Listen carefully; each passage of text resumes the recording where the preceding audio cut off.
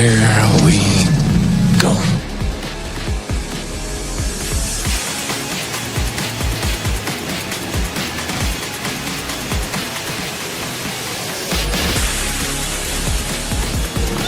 Just get those wonderful toys.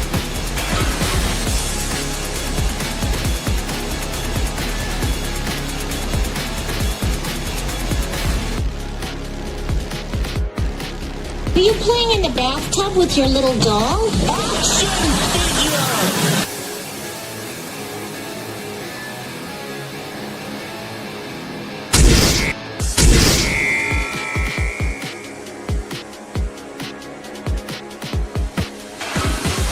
Consider this. What is the purpose of a toy? To be played with. Therefore, to not play with it would be Illogical. Damn it!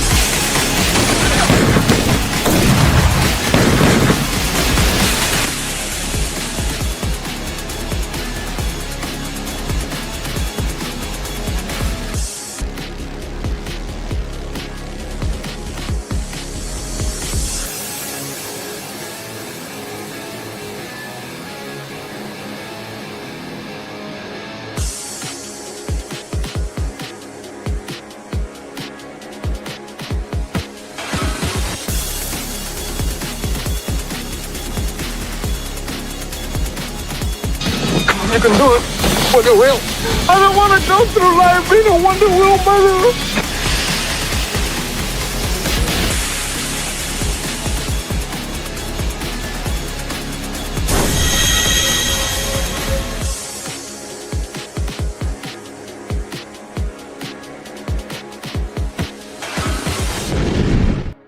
Would you look at that? A toy show.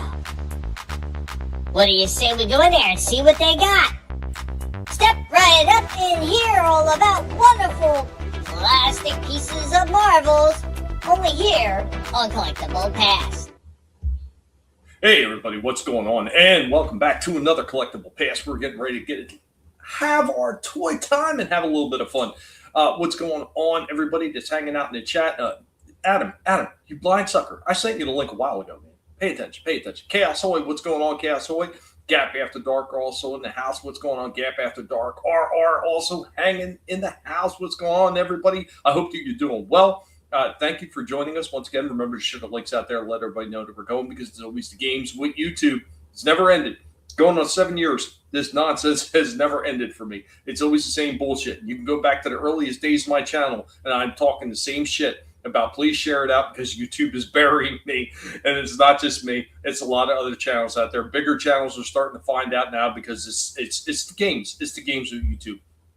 I swear they want to become the next MySpace. I am certain of it. I've been talking about that for years. But we're getting ready to have a little bit of fun. I am doing something slightly different. So there's gonna be a little poll up on the channel. What it is that you guys like about Collectible Past? Because I've asked this question quite a few times. Like, what is it that actually draws some of you back in week after week? Is it just the toy reviews? Is it some of the segments? Is it the old school stuff? What is it that you guys like? Because that, of course, it's not that we're going to make the whole show about that, but we're going to try to cater to the stuff that everybody seems to like more. At least I will on my end. Because if you guys like a lot of the old school stuff or some of the segments, that's what I'm going to focus more on.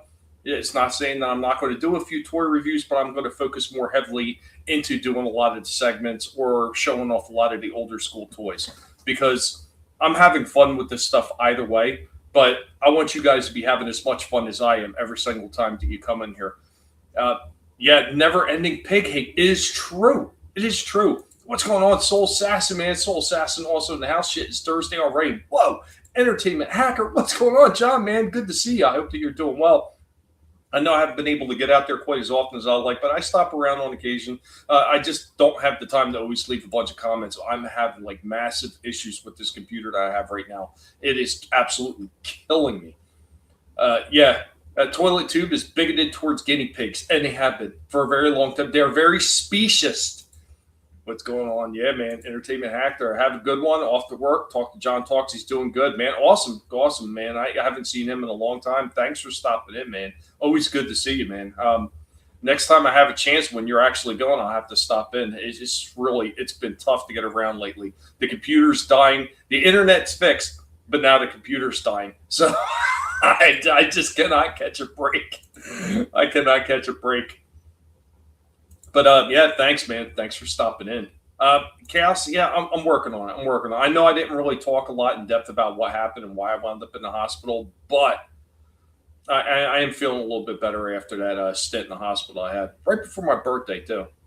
Always the best time for something like that to happen. But yeah, I'm feeling a little bit better. I don't know if I'm going to really talk about exactly what happened on air because, it's just not something I want to really broadcast because I'm not looking for sympathy. I've actually had this avatar for a while. I know you've gone through a few different avatars as well, but I mean, you changed the backgrounds and everything on yours. But yeah, I actually have a few different ones, and my daughter made all these for me. She's a pretty decent artist. It's a shame that she doesn't have time to really finish the comic book that her and I started working on. But it is what it is. Thanks, Chaos. I appreciate that. What's going on, Happy Dinosaur? Happy day to you, Tommy. Glad you're out of the hospital. Need a reminder. When's your birthday? It was back in January. It's something else that I don't go out there and post all over. Hey, it's my birthday. Celebrate with me. I just don't do it. That's for private harassing family members around here. All this matters, you get back to full pig health. Yeah, I'm working on it, man. I am working on it. But we're going to go ahead and we're going to get started this. No telling when the rest of the guys are going to file in. It's one of those things. But I can absolutely handle this show all by myself. I don't need nobody. I'm a big pig now. So we're going to go ahead and we're going to get started with our first thing. Indie, hard at work again, digging up some old school stuff. And we're going to get into a toy history lesson.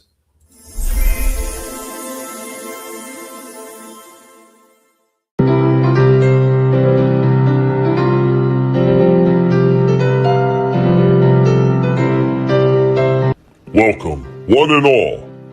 I am your Professor, Indy, of the Guinea Pig Collective. And now, we are going to get into some toy history. On today's Toy History Lessons, we will be taking a look at a franchise that is so often forgotten, it's almost like it wasn't even there. We will be talking about 1978's release of Space War. This one being created by Arco Toys that had created a few other knockoff lines of figures.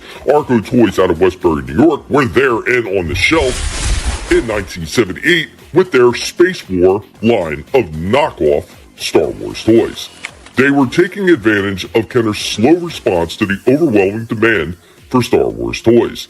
And if they can't exactly be the true Star Wars toys, why not be a knockoff toy that is going to be close enough for a lot of parents at the time that didn't understand what they were looking for?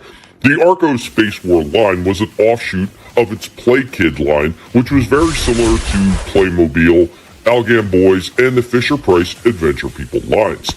The Space War line was available in many retail outlets throughout America, especially the 5 and dime stores, the 70s equivalent of a dollar store, as well as Woolworths and Kmart. The 6 Space War figures retailed for just under $1 each. Now, the human character is mostly to be considered a knockoff of Luke from Star Wars, is the one available on both a Play Kid header card as well as a Space War card. Both are exceedingly rare. The other major variation in this line's packaging was that at the time at retail, the giant Woolworth store had Arco send them their version of the Space War line with a slightly altered card. Now, gone was the die-cut detailing and the addition of Woolworth logo at the bottom of the card to distinguish the product from the other stores. The Woolworth versions are ultra rare. In fact, some figures have yet to be publicly seen on a Woolworth card, although they were produced. So far, no examples of certain figures are known to have survived. There were also a couple of prototypes that were actually created by fans for ones that were never fully released, and also there were Space War target guns. Guys, Have you ever heard of Arco's Space War figures? Guys, thank you for joining me on this toy history lesson.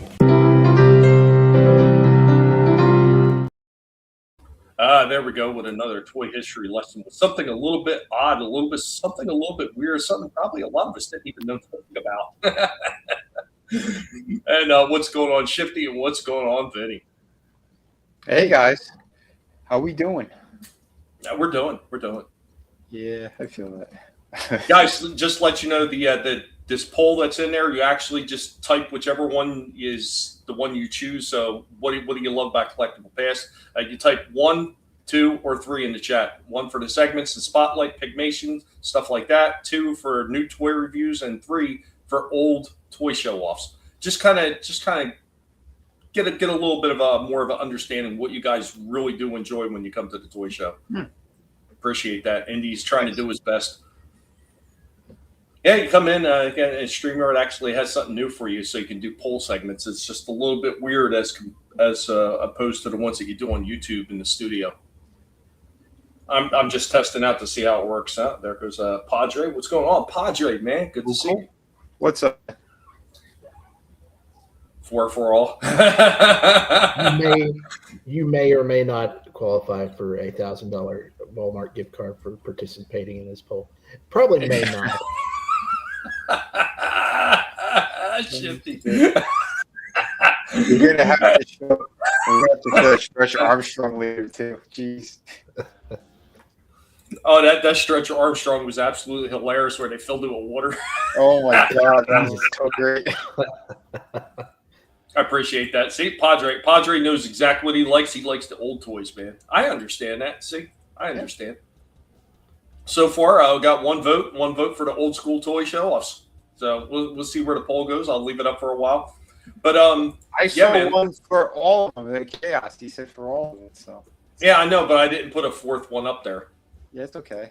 We break the rules here. I'm happy Chaos is the one that broke the rules. Yeah, man. There's nothing wrong with breaking rules, man. Hey, you say that's what you want and that's what you like, so I get it. So technically, it's 1 vote for all 3 of them. Amen. Is it just me, or is Vinny's picture Mike a little bit low? Well, no, it is kind of pixelated. Yeah, and then he's gone. See, yeah, he was just having issues. Yeah, you could hear him roboting just a little bit, and his picture was pixelated. That's. Well, his sound volume sounded a little bit low to me. It just sounded a little bit on the low side. It is what it is. I mean, we've all had those problems with the internet, man, and I'm sure it's going to continue happening. You know, with all the wonderful thing that people are doing in the background for us. Happy But day to you, the dinosaur. But I got the next one ready for us. So this one is actually appeals to people like Padre. I mean, it's not exactly old school Padre, but I know you'll appreciate that. And since Happy's been showing off some of these, I'm sure Happy will appreciate this as well. Got a little bit of a toy show off right here. Let's go ahead and check out what the pig is bringing to the table this time. We are the Guinea Pig Collective. All will be assimilated. Resistance is futile.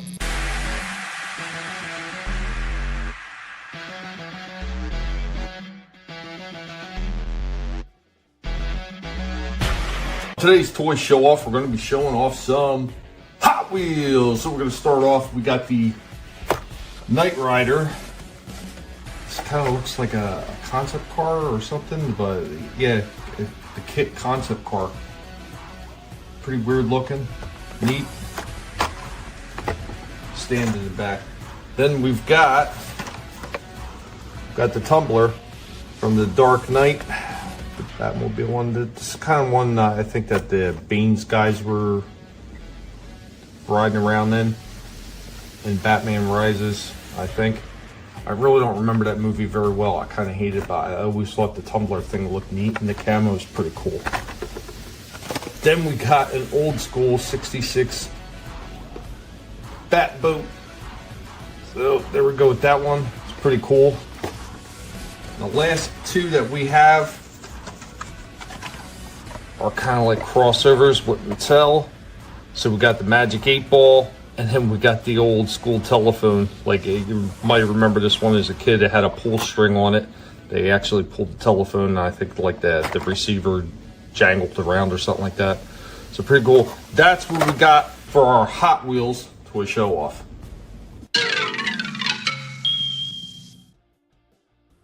Yeah, some Hot Wheels.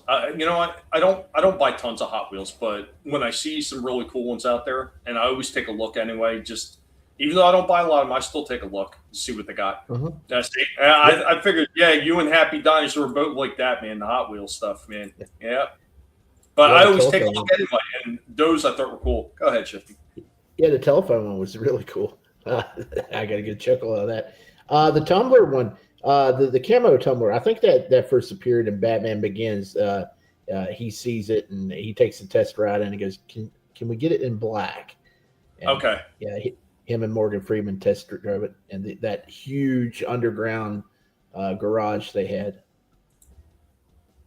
Okay, I gotta say, I didn't really remember that part. I do recall like some kind of camo tumbler in the Batman Rises one, which, like I said, I was never a big fan of that movie, so it was kind of hazy on where it was. But I still thought that, you know, the concept of the tumbler is still really cool, and I thought the Hot Wheels version of it was pretty sharp, so I picked that up.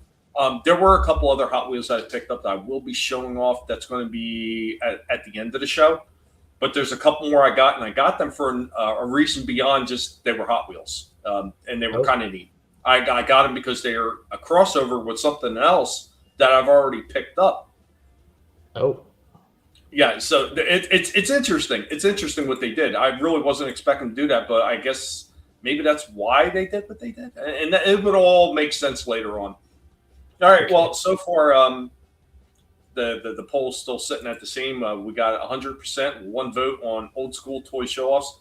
I probably should have put the fourth one in, but as it stands right now, we're going to go ahead and we're going to end that poll. Maybe we'll do a poll later on. But, yeah, the tumbler is the Batmobile painted black. Yeah, okay.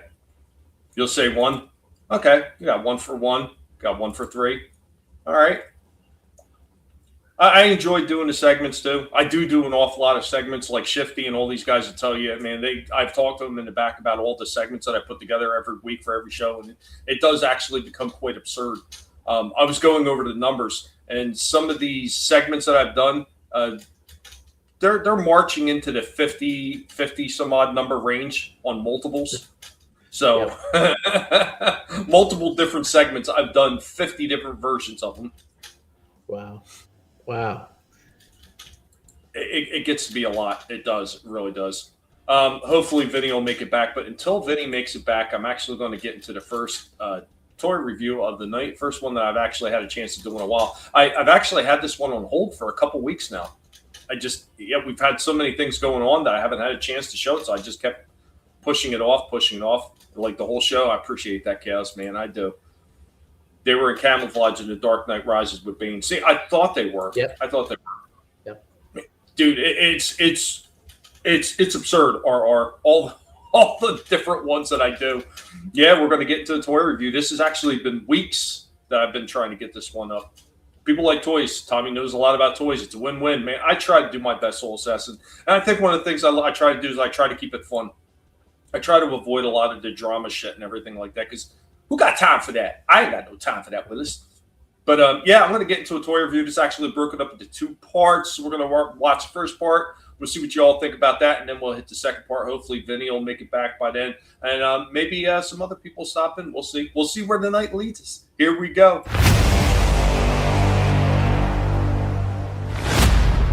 We are hanging out with Windcharger. What's going on, Windcharger? Oh, Fuzzy Butt. The master of the Transformers and the sci-fi pig, as we're getting ready to look at something that is Transformers related. So this one was ordered a while ago. It was actually a pre-order, and it finally did come in, and we are talking about Transformers Age of the Primes, and we are talking about Junkion Jalopy. Now, this one is basically a redo of one that they did in Legacy Evolution. So it's really not much different. It's just the coloring's a little bit different. I think the one that they released during Legacy Evolution was mostly black, and I believe he was listed as a Decepticon. But this is basically the same damn mold. There's no difference whatsoever. And of course, if you take all the other Junkions, which we do have, they do kind of turn into a big combiner robot. So this is pretty cool. Nice to get a second chance to get one of these, and better colors, I think, because this is Junkion. I'm thinking this. I'm not thinking black or any other colors, like weird neon colors. I'm thinking of the orange, the brown, and the red and silver. Like, that is Junkion colors to me.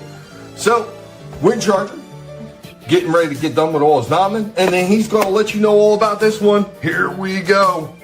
Here we go with Jalopy in his robot form, and get him into poses. Forward, avanti, and I go for the gusto. And here we go. It's been a hot minute. Finally, we got another Transformer that can get down into a decent kneeling pose. Here we go with Jalopy in a bit of a running pose right there.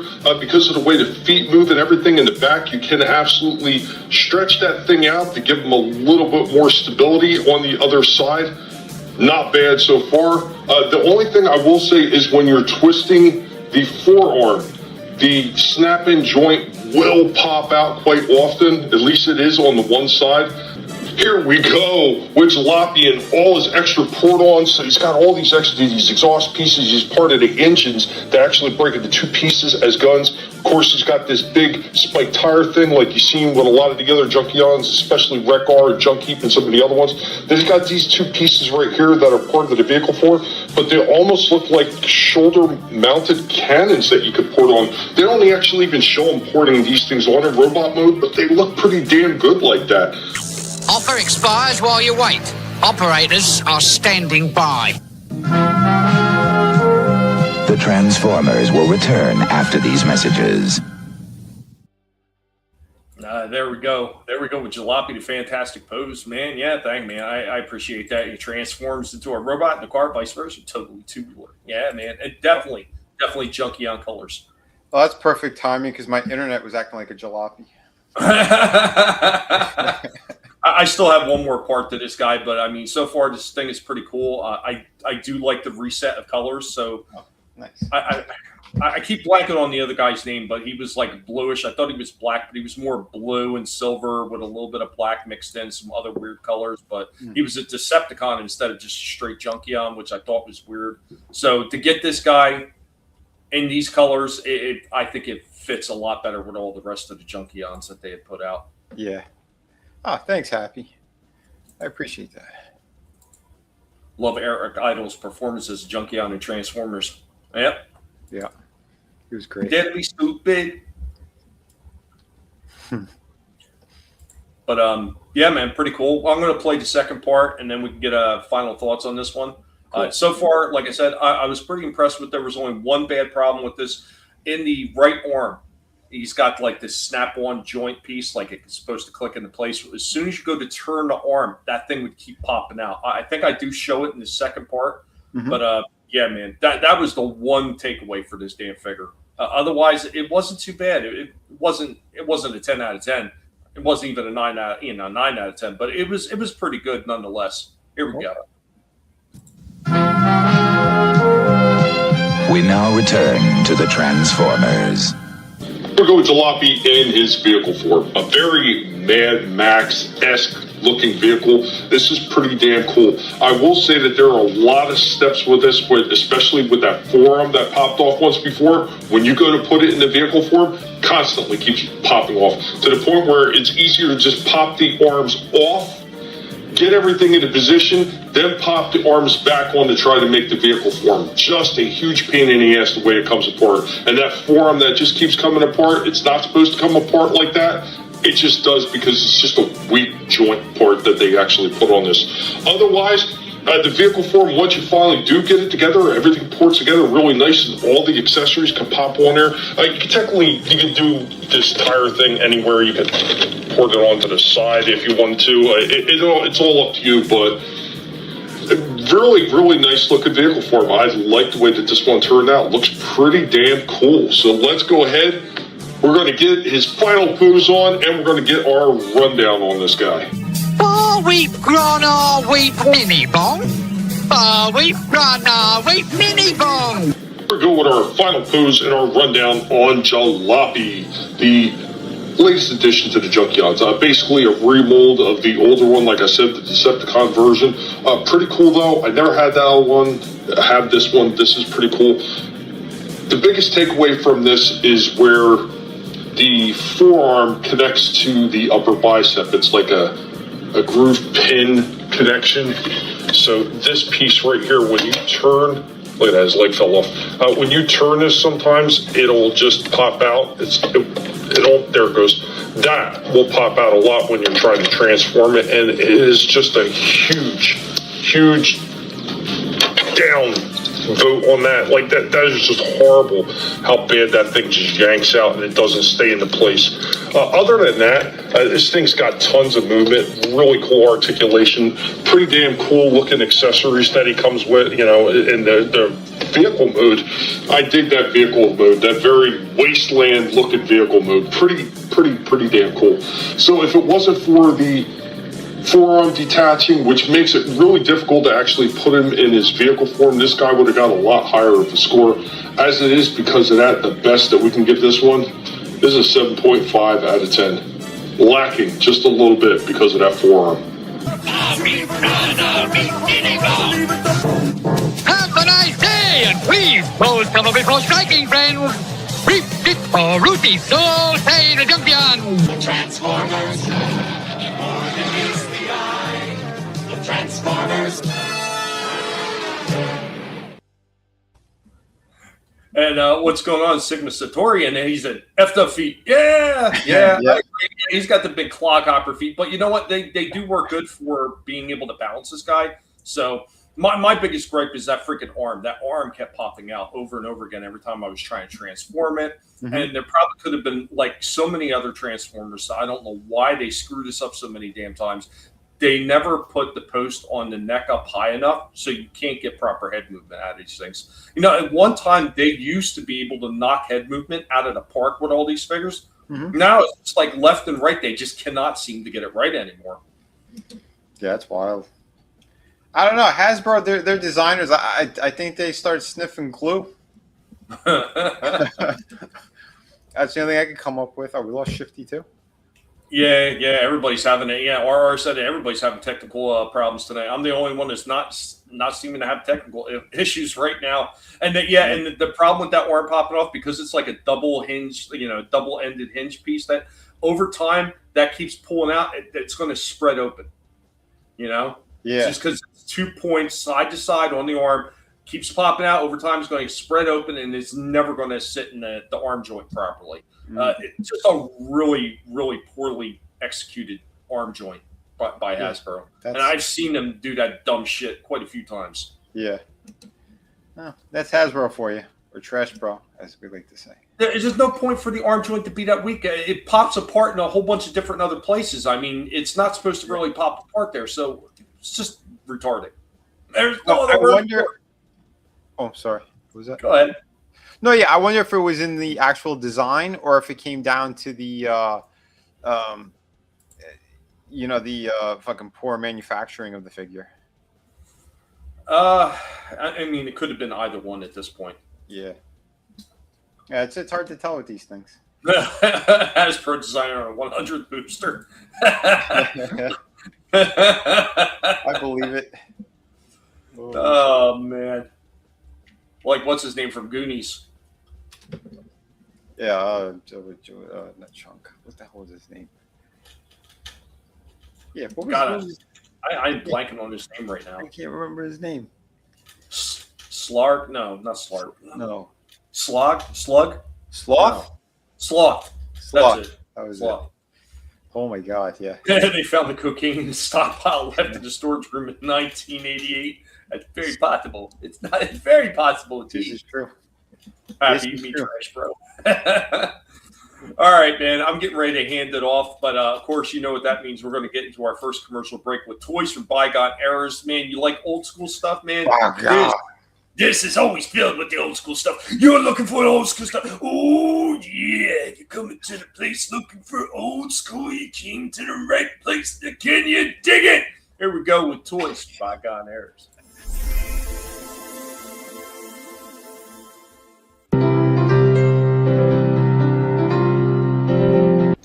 I am your Professor Indy of the Guinea Pig Collective. Welcome to Toys from Bygone Eras. This is Battle Board. Your mission, get 2 men to the castle wall. By strategically moving your men 1 space at a time across the battlefield. After you've each made a move, you try to search and destroy. Using the air catapult, you seek out the enemy and blow him off the board. Get your king to the front line and a captured knight will be returned.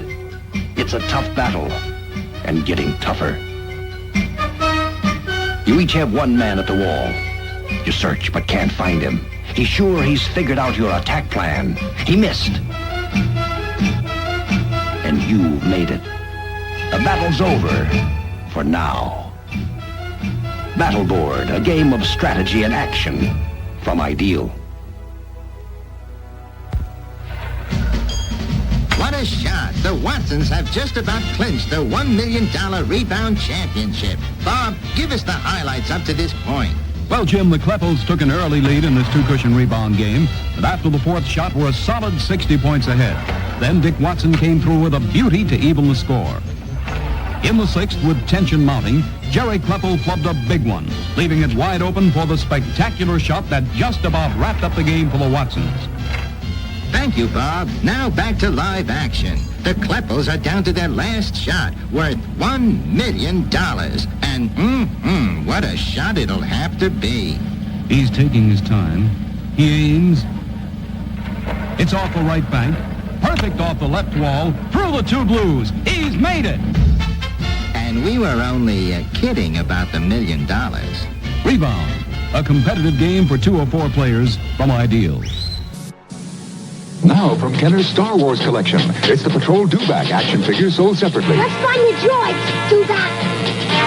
Right, R2. You can imagine you're a stormtrooper on the Patrol Dewback, searching for R2-D2 and C-3PO. Look both ways, Dewback. By moving his tail, you can make Dewback's head turn left and right. You can move his legs, too. He found us. Good work, Dewback. The new Star Wars Patrol Dewback from the Star Wars collection. Action figures each sold separately by Kenner. Thank you for joining us, and remember, if it's not being done by a pig, it's not worth watching. There you go.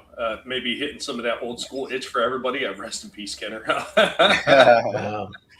I can't believe they had the Dewback for the original line. I thought, man, I didn't think that really took off until the special editions. That's no, it was a thing. It was a thing. Yeah.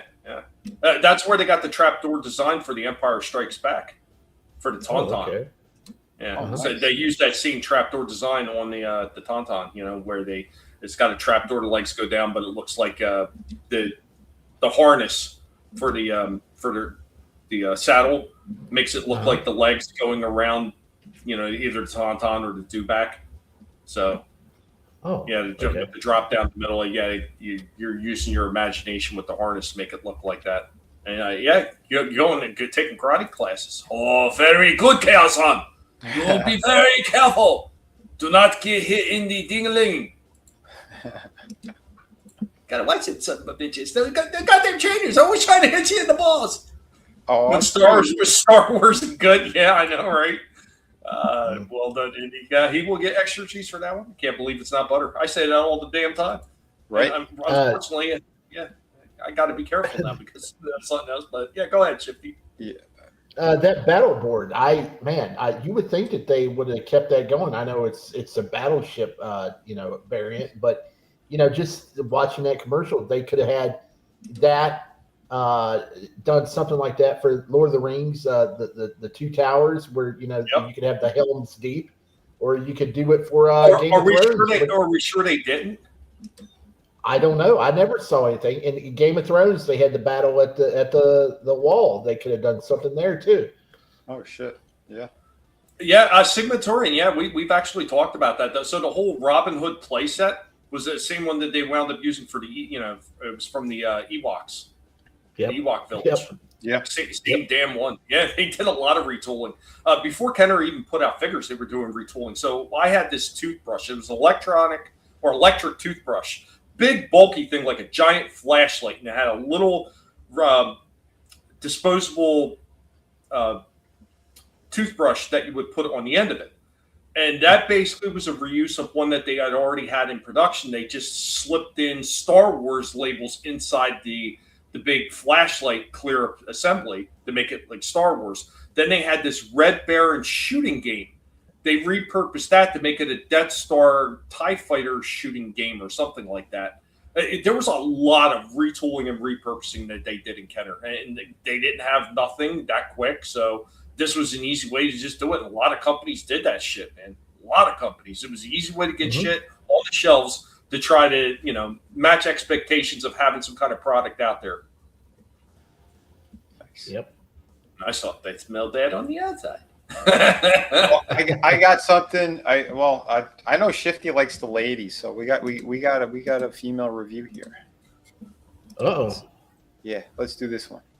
This one, yeah. Agreed. It is funny.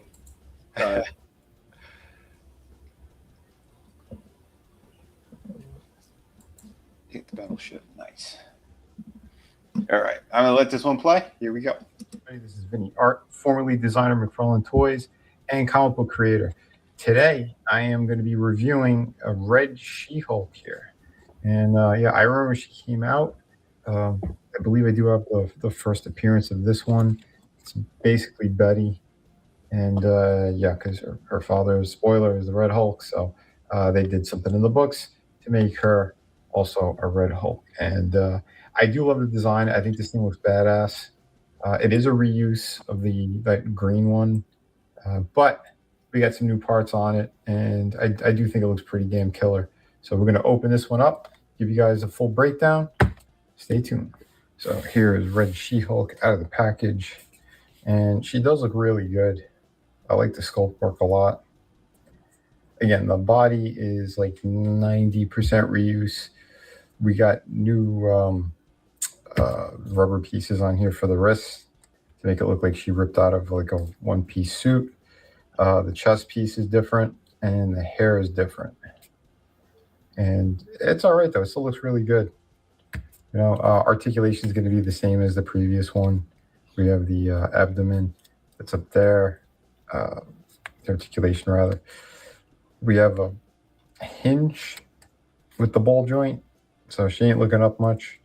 So for accessories, she comes with 2 size. I don't really know why, to be quite honest. That's what confused me. Yeah, it's that's the stupid image from the comic.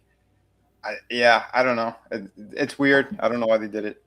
I never heard of that character, so I immediately thought that was Electra when I saw her holding this size. So yeah. Yeah. Again, hey, Happy. Have a good one, man. Have a good one, Happy. Yep. This is bad branding on Marvel's part. She should have come with at least a smiling head or something, because she's a cocky character. But yeah, that's Betty Ross. I'll be honest. I don't like the old black outfit. I mean, it makes the figure look too damn plain. Yeah, and I think the streaks in the hair should be like white or something. It's too much red going on. Just red and black. It's like the Wolfpack. It's like Sting, the Wolfpack Sting. It's just too much red and black. Okay, I'll stop sharing. Let me finish the review. Jesus. Yeah, I don't know if I guess it was a specific issue because it's on the box too. But the one that I had, I did not see that. She comes with 2 gripping fists like this.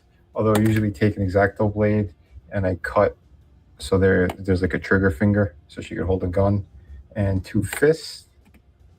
They look like stroking hands.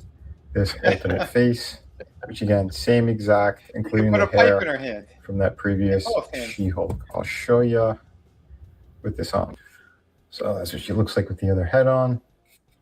I think it's pretty good. Not too bad. She should have had an alternate head with a big smile on, because like the male Red Hulk, yeah, she's very cocky at times. Oh, so it would have made sense. But I also want to show you guys a comparison with the. What's that? When you get your Hellboy in, just put her next to him. It can be his sister. Oh yeah, they'll look great together. I'll tell you what, that works out perfectly. You know, she's cocky. She got stroking hands. Yeah, it's all making sense now. There you go. But no, she was pretty fun in the comics. It's the one that Ed McGuinness did. When it was that whole run, they were trying to figure out who the Red Hulk was. But towards the end of it, his reveal is also her reveal. So, because she kind of pops up out of nowhere. Because he beat the shit out of everybody, and he kind of stops at this point, and she's kind of throwing him around. And he won't attack because he finds out that's his daughter. So the regular She-Hulk. So there you have it. Looking pretty good. Yeah, they're about the same height. Let me straighten her a little bit. So not too bad. Pretty close. But overall, really nice figure. I do recommend this one. I could give her about a 9 because I did like this body mold. Remember to hit like and subscribe. Thank you again for watching. Hey everybody, yeah, I think the character, I mean, again, I have the books where she's in it, so I kind of get it. But if you don't, I totally understand why you would pass on it. But yeah, she's smiling a lot in the books. She is a smart ass. It brought out like the opposite of what Betty is when she's in that form.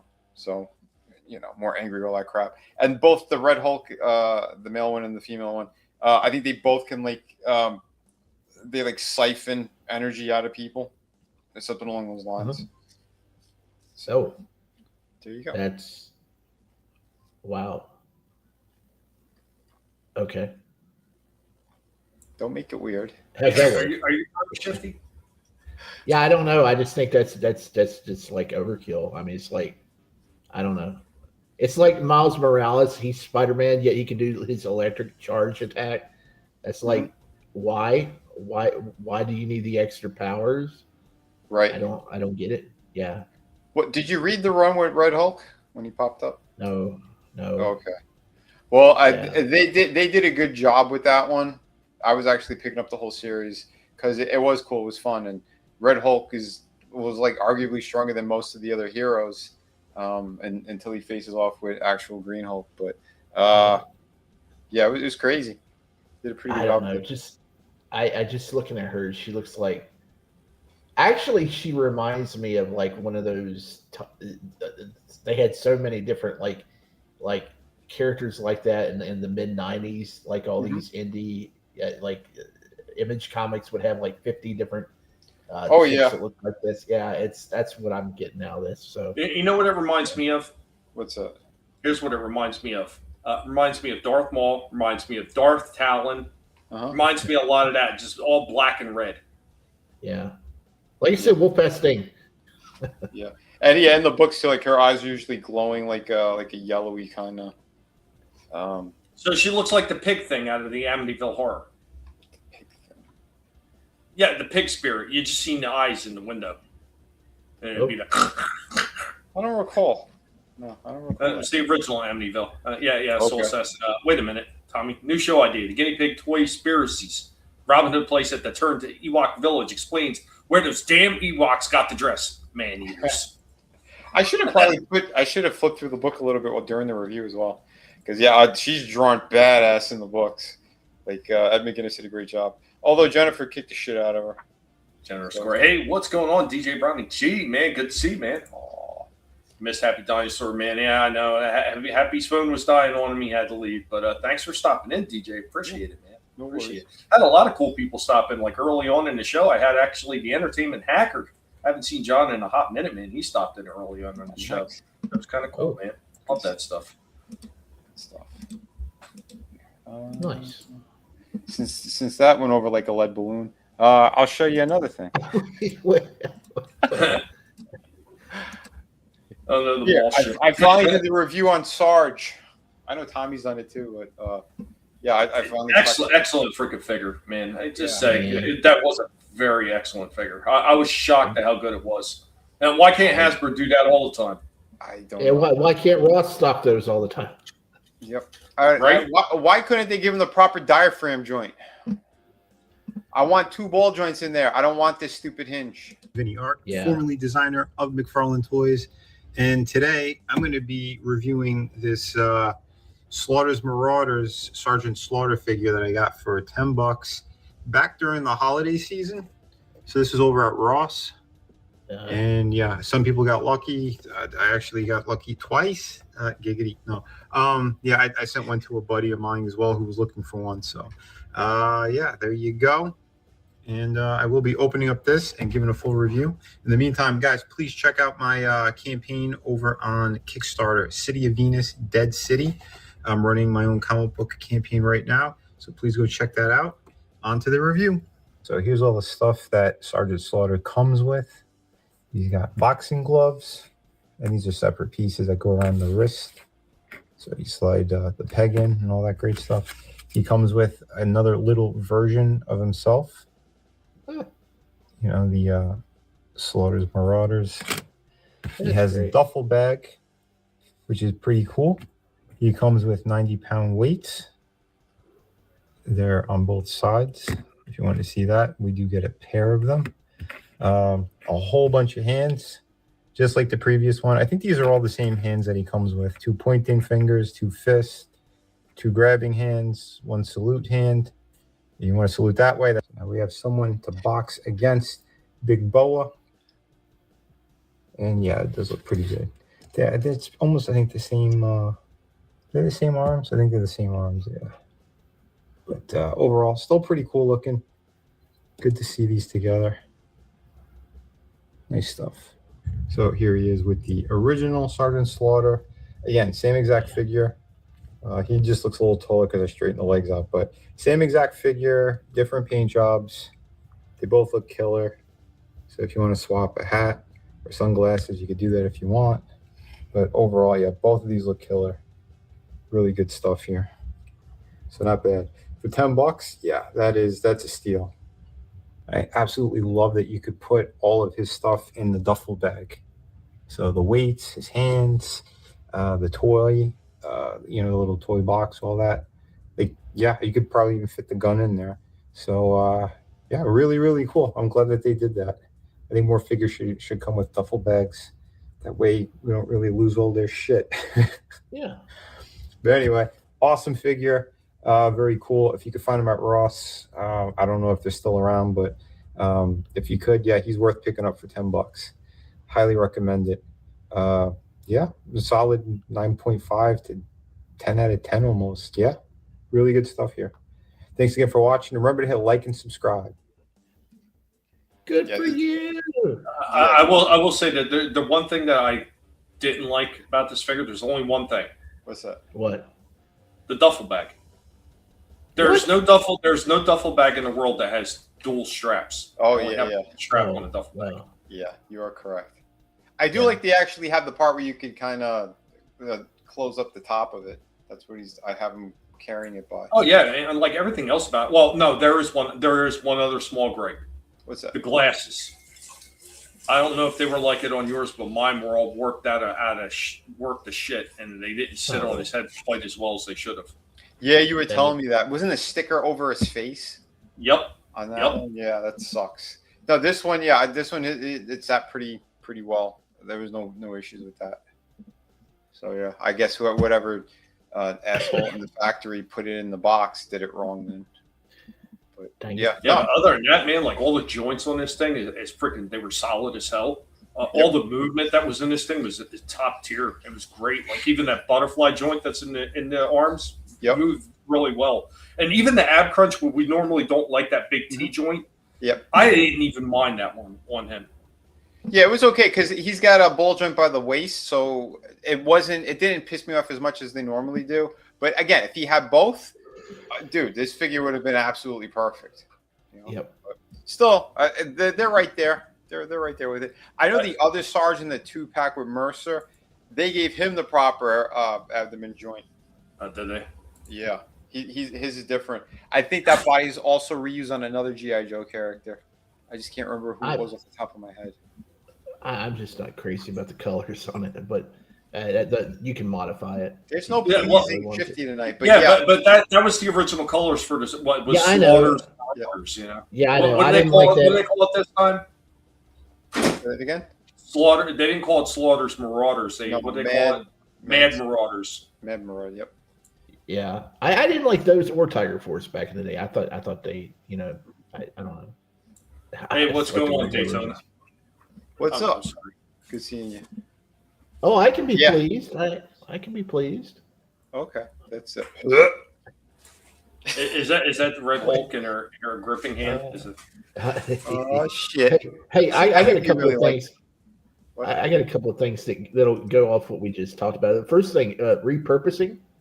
I posted this in the group, and this looks like something that was repurposed. Let me toss this up here in the. Okay, here we go. And there you go. You're tossing things now. I knew it. Well, bring that up. That that looks repurposed. I'm not going to say what was repurposed, but yeah, that was on Twitter this week. It was people kind of. So wait a minute, repurposed or slightly used? Which one is it? Either one don't I sound hope it's good. not. I really hope it's not used. If you're going to buy it, imagine. Yeah, ouch. Teeth. Not good. Oh, and here's a video I'm going to show up here. This goes in line with Vinnie finding deals at Ross or not finding deals. I never found the deal, so I had to pay more than what I wanted for it. But I finally got it. What would you get? Well, it's in the chat. Hold on. Is that a Punisher flashlight might be able to satisfy Shifty, and Sigma Centauri comes in with it feels so alien. Before I show this, I don't understand the purpose of those goo things because it's just like pure toxic material. Goo things. Well, yeah. Wasn't that venom? Isn't that what that was? Wasn't it like the black? Yes, that's what it was. Yes. Yeah. Yes. But I mean, and you ruin your figures. If you repurposed what we're talking about, you would put your own goo in it. But wait, oh god, so Gap got Shifty's card right there. What's going on, Scrambles? Damn it, Shifty. This is a family show. Well, I mean, this is family. Well, yeah. All right. Oh, so you got the Jim Lee. Hey, what's going on?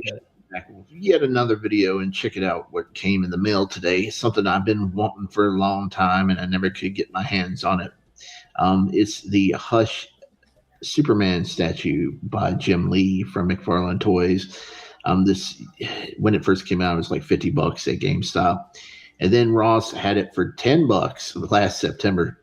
They started stocking them for $10, and I was actually out there looking for it. Man, I was probably out there like 4 or 5 times within a 2-week span looking for it when it first dropped, and never could get my hands on one. They kept on getting them in, and they would sell out quickly. The woman out there, she told me, baby, I just stocked like 6 of them this morning, and somebody must have come to snatch them all up if you couldn't find them back there. And somebody, either a reseller or just regular shoppers, they snatched them up. I mean, $10, a hell of a deal. It didn't get that good of a deal on eBay. I had to give like 25, and shipping's a little bit crazy now. So 33 is what the damage was, but that's. You still save money though, pal. I mean, if it was 50 plus tax and you paid 33, that ain't bad. Yeah, and you're not going to get them any cheaper than 25 now. It's not online. Yeah. Yeah, because I think my brother paid around 33 for this as well. I think it was through Amazon. Yeah, about the price of a higher priced McFarlane figure these days. So it's worth it for the size, and I can add it to my Superman collection. He looks neat, really cool figure. A little bit bigger, it seems, than the marble statues I have. Of course, they make two different sizes of statues. McFarlane does. He makes a smaller one for 30 and a bigger one for 50. Nice size, and he's going to look good with my my other Superman merch I have. So, hell yeah, cool stuff. Hey, nice. Yep. He's neat. Yeah, I just whatever. There's so many. Are you going to take that one out of the box and put it on the shelf? I'm gonna take everything out of the box and put it on the shelf. I just got to get a room situated. It's everything. I got a long list of things I need to do, and I'm just slowly working through them, and eventually it's going to happen one day. And remember, you heard it first here on Collectible Past. Shifty said you always got to clean the box out after you're done.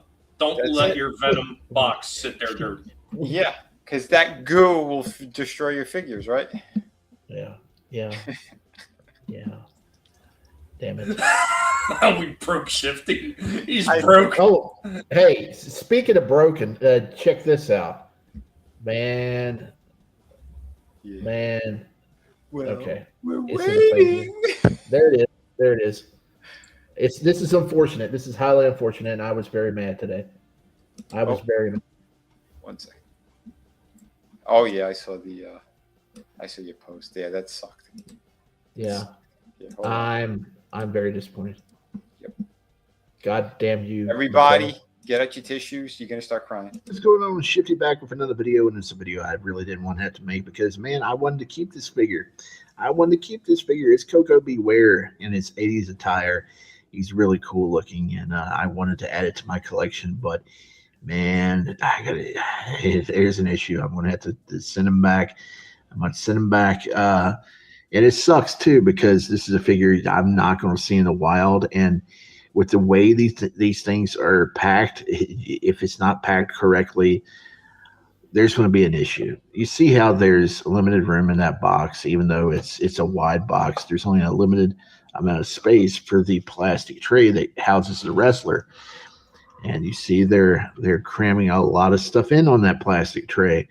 And if you don't have everything situated correctly, something's going to break. And I think you can probably tell what's missing here if you have an eagle eye for the parrot. Yeah, I saw this in the box. His tail was sitting upright like that. They did not pack him correctly. I don't even know how you would pack this bird correctly because there's a limited amount of room for. You would change the whole shape of this plastic back here. Yeah, is what you would do, and he'd be in a separate tray behind Coco Beware. Well, see, they want to have it. They take a lot of pride in posing their figures in the box. Like I showed you that Crush figure where he's doing his You could still do that. Yeah, well, the ones I'm seeing online are like that. It's just whoever packed it did not pack it correctly and position it correctly, and they just jammed it in the box, and it broke. This QC issue is total shit on Mattel's part. Total shit. Because again, with a character like that, you angle him a little bit more where like his right shoulder would be dipping more into the pack. Yes. He's slightly turned. Then you could move the whole thing over a little bit to ensure that his number one feature on the whole figure, one of the main reasons that the character was popular, you'd make sure that was secure and not ready to break immediately. Wow. Yeah. I just want to strangle these people in the companies, but sorry. Okay. Yeah. And I gladly overpaid for it by about $6 because it's that good looking a figure. But man.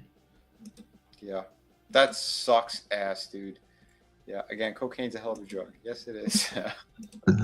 the wings and the tail, but I've seen some pictures where his tail is kind of dangling like this. But yeah, it's such a cheap rubbery plastic that it would even break that way. I don't know. It's like they didn't put them in the plastic correctly and jammed them in the box, and it was just hanging by a thread. the tail was. And Is there any articulation point, or was it solid? It was solid. It's snapped. I thought at first that it might have been a peg or something, and the peg came loose, and I could have popped it back in place. That's why I opened it up to check. No, it completely snapped in half. Best. It's like that freaking ponytail on the back of the sniper figure that we got. Yeah. Yep. Oh, the second one, I was able to get her head out properly without anything breaking. Oh, that's nice. Out to check it out to see if it was something maybe I could, just pop back into place. It just came apart. Really cheaply made. That sucks because the figure itself is really cool, and there's a lot of accessories. And there are a couple of extra issues though I could have lived with, but man, the tail issue, that's the deal breaker. As you can see, there's a gap there. It keeps getting larger and larger because this is a known issue with some of the newer figures from the new Vietnam manufacturing plant. Something about the pegs, they won't sit flush, and it keeps creating a gap there in the thigh cut. I could have lived with that. I could also live with the peg not sitting flush in the wrist. Not major issues, but Frankie losing his tail, I got to get my $30 back. It sucks, but what are you going to do? Sorry, Coco. Man, wanted to add you to my collection, but it is what it is. What place did you buy him at? I found him online from a third-party seller on Walmart.com. They did have him up for. I'm glad I didn't buy it at Big Bad Toy Store because their return policy is kind of so they had it up for $25, and I had it in my cart, and I was looking for something else, and it sold out before I could get it, which is a good thing because like I said, I don't like kind of returning stuff because I tried to return something before. And they're like, no, we don't consider that a defect or whatever. Sorry, and they're good for contacting Mattel on that. I haven't tried, but I've already, like I said, there's other issues with that figure, so I'm just going to go ahead and return it. Yeah. All right. Well, that sucks. Yeah, like every once in a while, you might get one of these companies that'll listen. I gotten Hasbro to listen like once before.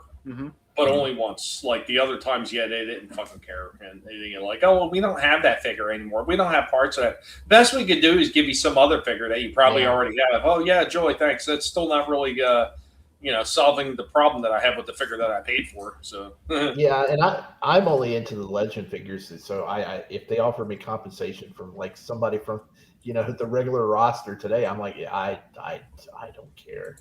I don't care about any. Well, unless it's Ray Ripley, I don't care. We can't help you. That we can give you a Roman Reigns. Jesus, no. You'd be like oh goddamn! You'd be like Andrew. You'd be Andrew Lincoln in Walking Dead. No, not if it's Roman Reigns. If it's Thody. Oh shit. Well, I got another one. This one's pretty damn brand spanking new, and what? Oh, I just said sorry, your reaction just came out of nowhere. Okay. For a minute, I thought that was just a fleshlight thing again. Yeah, that's what I thought too, man. I thought you were having fun with your Venom goo. Is it one of the it's okay. It's brown. Oh yeah. Oh, okay. Yeah, here we go. Formerly designer of McFarlane Toys, comic book creator. Go check out my project on Kickstarter. It's called City of Venus, Dead City. Only got a short amount of time left on that one, so please support that if you could. In the meantime, we are going to be opening up and reviewing the brown suit Wolverine from the Marvel Legends Deadpool and Wolverine movie. So here he is out of the package, and I think he looks fantastic. They did such a great job on him. I think his proportions are a lot better too, because he has like the wider shoulders, which I really appreciate. And he's got more of that tapered look for the waist. because the previous one, he had some problems, and this is my custom. I swapped the arms out and I repainted them, but well, with those arms, it looks a lot better than what it previously was. But you could see the difference between these guys, I think.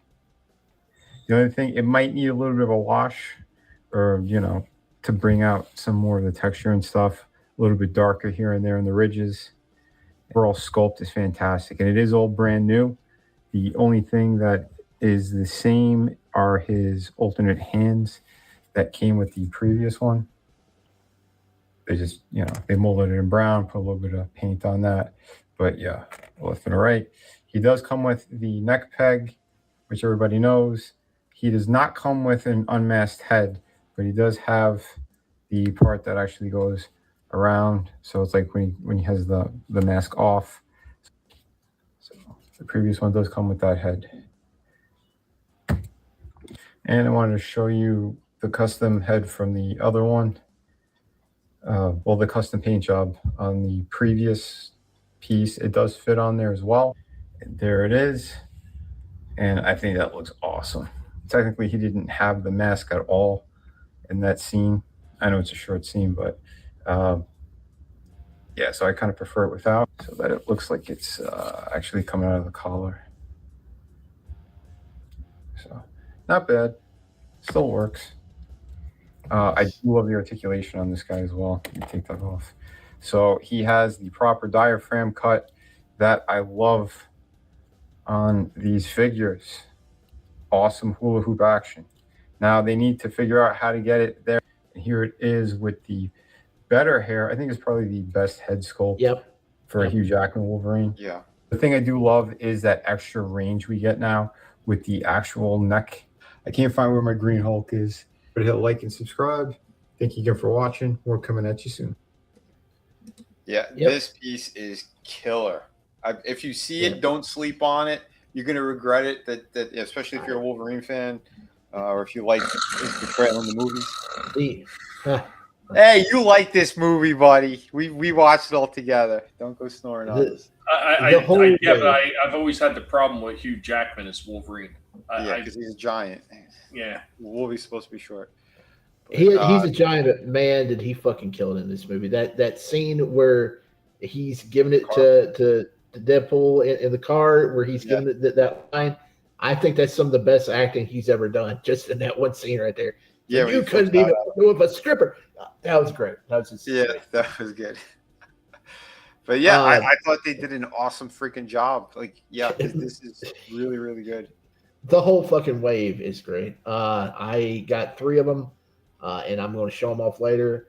And now you've convinced me to get the Blade figure, which with my Target the savings I still have, I can get probably for about $12. So I may jump on that tonight. Sweet. But you, of course, that'll make up for having to pay for the leather jacket on eBay. This wave is really good. Yeah, like I said, if y'all didn't jump on the sales last week at Target, that's a shame, because you could have got like a good deal last week. Yeah, they had. I got no jump on deals. Broken, absolutely broke, bitch, right here. Right. No money for you. What's going on? Comic Relief Crusader. What's going on, man? What's up? Doing well? Oh, good seeing you, man. And so also says that reminds me, I got to look for the 12-inch Wolverine figure they made a few years back. Oh yeah, the Hasbro one. I got that too. That is a killer one. If I could find which bin he's in, I'll do a review on him. Yeah, that one's really cool. That's actually that Wolverine is what they kind of use as the basis for the Marvel vs. Capcom Wolverine, because he has like that hinge system, but in the lower waist, along with the upper half, that's more like that ball joint, so that he can get more range when he's hunched over. And yeah, that's kind of the basis that they used for that. So it's wild. They had the technology, they know how to do it. They just had to shrink it down, and it took them how many years? Freaking like 7 or 8 years to actually utilize it in a couple of their figures. You know what absolutely kills me is to the point where we're finally starting to see a lot of these figures with amazing articulation and everything like that. But when you look back to what Takara was doing with Microman, and then when Mego imported it as Micronauts, they had shoulders, elbows, wrists, ankles. They had all that stuff back then. And you're talking, that was like 1975. Yeah. 1975, 77, somewhere around there. They had that shit all the way back then. Why did it take so long before we finally circled all the way back around and did it better finally today? That is a fantastic question. I don't know why it takes them this long to figure it out and utilize it. Because I'll tell you, man, a lot of these companies, they rip off one another. And I mean, there's good competition out there. But again, they've done it before. Right? Just cough up the extra bucks and put it in there. Well, what's so complicated? Because they're going to sell more. If you make a product that's far superior than everything else, people are going to start running out and getting them. These things, they can't keep them on the pegs. They've been flying off the over shelves, you know. Yep. But Shifty, what you were saying too, and I wanted to make this point before I forget. If you're gonna get one off of eBay, I know those fake leather ones look good. They will flake so quickly. Yeah, that's the problem with those fake leather ones. I'm looking at a couple too. I'm kind of on the fence. I think if I do pull the trigger, they will flake faster than a girl that you picked up at a nightclub. Exactly. And it's I know there's like a special paint that it goes on when it starts to dry. It almost becomes like a latex, but they're not easy to find. Well, I would be fine with just a black trench coat, just like a black material. Yeah, that's what I was thinking too. So if I do pull the trigger, because Tommy knows I got my hands on that figure too the other night, literally last night. Pull that picture up. This is how good the figures in this line look. Look at that. Marvel Legend figures should not look that good. That's crazy. They're looking great. That's insane. Wait, the open mouth yelling head that actually is on that one? No. Unfortunately, that's with the shirtless. The sons of bitches. Yeah. Well, I was thinking maybe of pulling a Vinnie and going over to Target. And I don't know what that means. Yeah, I may have to do a little swapping heads. Hey, I'm glad that you're stopping in for that, man. That's what we're doing. Having a lot of fun here talking about some of these figures and everything. And you know what, Soul Says, I agree. Hasbro probably will go back to the 5 points of articulation figures if they give it a chance. And they've kind of done it a few times with some of the Transformers they've done, where they've actually downgraded the amount of articulation that damn things have because they're being cheap. They absolutely do. As a matter of fact, Hasbro actually does make official Transformers and G.I. Joes for cheaper toy stores, or for the budget friendly crowd, so to speak. And those things only have 5 to maybe 6 points of articulation on a lot of them. Yeah. Wow. Yeah. And they're official Hasbro. Yeah, Soul Sass says look up Fig Lots on Amazon. They make custom clothes for figures that are very good. Yeah, there's a lot of companies out there. I mean, if you want to get your girl with chesticles, they sell that as well. Here, since we talked about it and we're still showing these, here I'll show you guys how good the blade we were talking about looks. Stand well on the bench. Yeah. This is the blade figure, and apparently they got a nice custom sword in there too. But with a custom coat, that figure looks sick. Yeah, here's my only worry is we go and buy this and we spend the extra money to customize it, and then about a month or two later, like, hey, we're going to put old original Blade out, with his gear and his jacket and young Wesley Snipes. Yeah, young Wesley Snipes with that the haircut and everything. Yeah, and we've already spent like $40 on all this other stuff, so I may hold back. Which looking at this thing, because with the glasses on, all you need to do is paint that black, that little spot, which I think I'm going to do, and his chin, and he looks like a young Wesley Snipes. Because black don't crack. Black don't crack, baby. Almost. Remember, he just had the flat top, but he had it shaved right underneath. Yeah, it was a little bit different. Yeah, a little bit. You're right. It was a little different, but I mean, they even got the neck tattoos. Like, ooh, look at that with the red jacket. Ooh. Yeah, that's pretty sweet too. Yeah, I just saw this. Like someone posted. But yeah, pretty nice. Pretty nice. I have a couple of things when I do his full review. I don't have a soft goods coat like that, but I do have something that kind of it looks really good too. I was just messing around last night, and I'm like, okay, this could kind of work as well. But I think a cloth coat would be great. And what's going on, Adam, man? Hey, Adam. Hey, man. Hey. Just happy to be here. I had to use the browser on the phone, so y'all are like micro-sized and shiznit. The app is not working. Yes. Cobra! Come on, brah! I've been filming and I was backing it up just in case. Beep, beep, beep. Hear it beeping. Oh, but that's right. I was backing it up. I was making sure we were going to have stuff for tonight because it's a special night. But I've been watching the whole time as I've been trying to figure it out, and I cheated because I finally got the browser to load the link. So, hi, I'm back. Nice. Well, I was here earlier, Tommy, when you were saying literally, I hope Vinnie makes it soon. It was like, you're backstage, and it, like, for whatever reason, you didn't see it. And then the phone. Oh, bro, I believe you because then the phone shut off, and then when it came back on, it wouldn't let me do it on the browser. But I'm here now, bro. Hell yeah.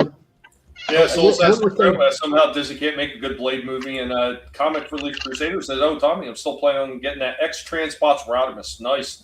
I will say that I was looking around today on some of the sites, and I'm going to get into more at the end of the show. If Shifty has deal stuff, or even if he doesn't, we're going to play it anyway and run. Nice. I got a deal. Hot Rod figure that they re-released for More Than Meets the Eye, which was supposed to be a Target exclusive. That came with the fishing pole. It came with the shield and the big sword lightsaber, almost like thing. Sold out, gone. Oh wow. The Optimus Prime with the battle damage for pre-order sold out. Wow. Yeah, man. A lot of McFarlane's went up today, and I was actually going to try to maybe pre-order some stuff. And man, the idiots! They usually go up at 1:00 Eastern. They went up at 12:30 today, so I missed it. Didn't I missed them. Yeah, I don't understand. They changed it. The way they've been screwing around with these pre-orders too. Now, here's something I didn't want to do because I really got a plan for this. Now, granted, this isn't until like August. That is going to be released, but it's supposed to possibly be released in Target, which is where the exclusive is, in July, I think it is. They're really they're setting up to release the Optimus Prime, More Than Meets the Eye with the battle damage and everything. I wouldn't mind getting that. And the good one?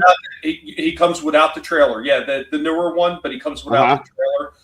Still, they probably didn't fix the joints on it, but it's got all the really cool battle damage and shit and comes with a few extra pieces. It looks really sharp. I'd like to get that. The one I did pre-order. Now, if Target comes through with their pre-orders, I'm going to pre-order it there, and I'm going to cancel the shit through Hasbro because they're charging ridiculous amounts of money to ship it. But I already pre-ordered the battle damage Megatron, which I'm going to be showing off pictures for later on in the show.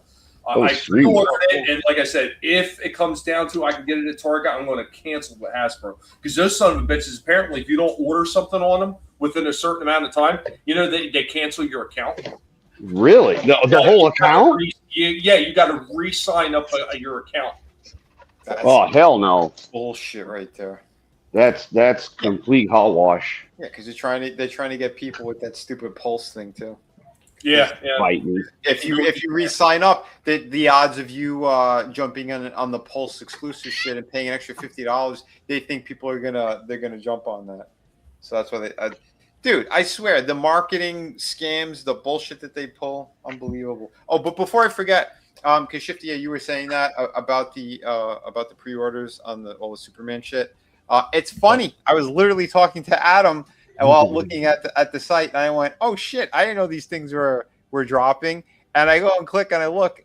Almost all the Supergirls were all sold out. The Brandon Routh Superman was sold out, and I go, "Oh look, they got the CW one." I'm like, "I think she looks pretty good." So as soon as I put it in, I refreshed the page. It's sold out. Yep. Yeah, and GameStop still has them, so I may drive out there and see if I can get. I'm still on the fence about them. I'm still on the fence. I don't know. I think they're ugly. But at the same time, I've seen pictures that make them look good. It just a certain way you pose them. I don't know. I'm on the fence, but I almost got my. I know y'all don't like it, but I'm kind of warmed up to the Joker '89 figure, and I almost got my hands on one. Best Buy had them up for sale today, and I had them in my cart, and within a couple seconds, it's gone.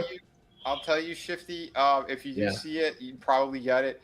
I saw him in GameStop. He did look a lot better in person. Yeah, he did look good in person. All right, guys. Adam's like choking over here, waiting to show something off. Oh no, you're fine. I just was back because I can't see. Y'all got to let me know if you can see. Well, me here, I'm going to give it to you now. Let's okay. not have a problem. So I have. Okay, I have the Qui-Gon Jinn old school flashlight style, right? So like I found that one. I thought that was great. So yeah, it's the one that collapses and whatnot. Yes. And it still works. 2C batteries. But we have Qui-Gon here because we also have Darth Maul. Oh, hell yeah. Yeah. So even though I know this is a master replica and this is a Hasbro collapsible, it's still right. See, I got it, buddy. So anyhow, but that's not the great deal. This was one of the ones I got. I've been saving some of this stuff because I told you guys. I unfortunately there's no Black Series Qui-Gon, so I did the best with what I have. Is the Maul the double or the single? It's the single, but I have another one on the way to make the double. Oh, sweet. Yeah. Does the other second one or did it already come with the joiner coupler? It came with the coupler, just not a second saber. Okay.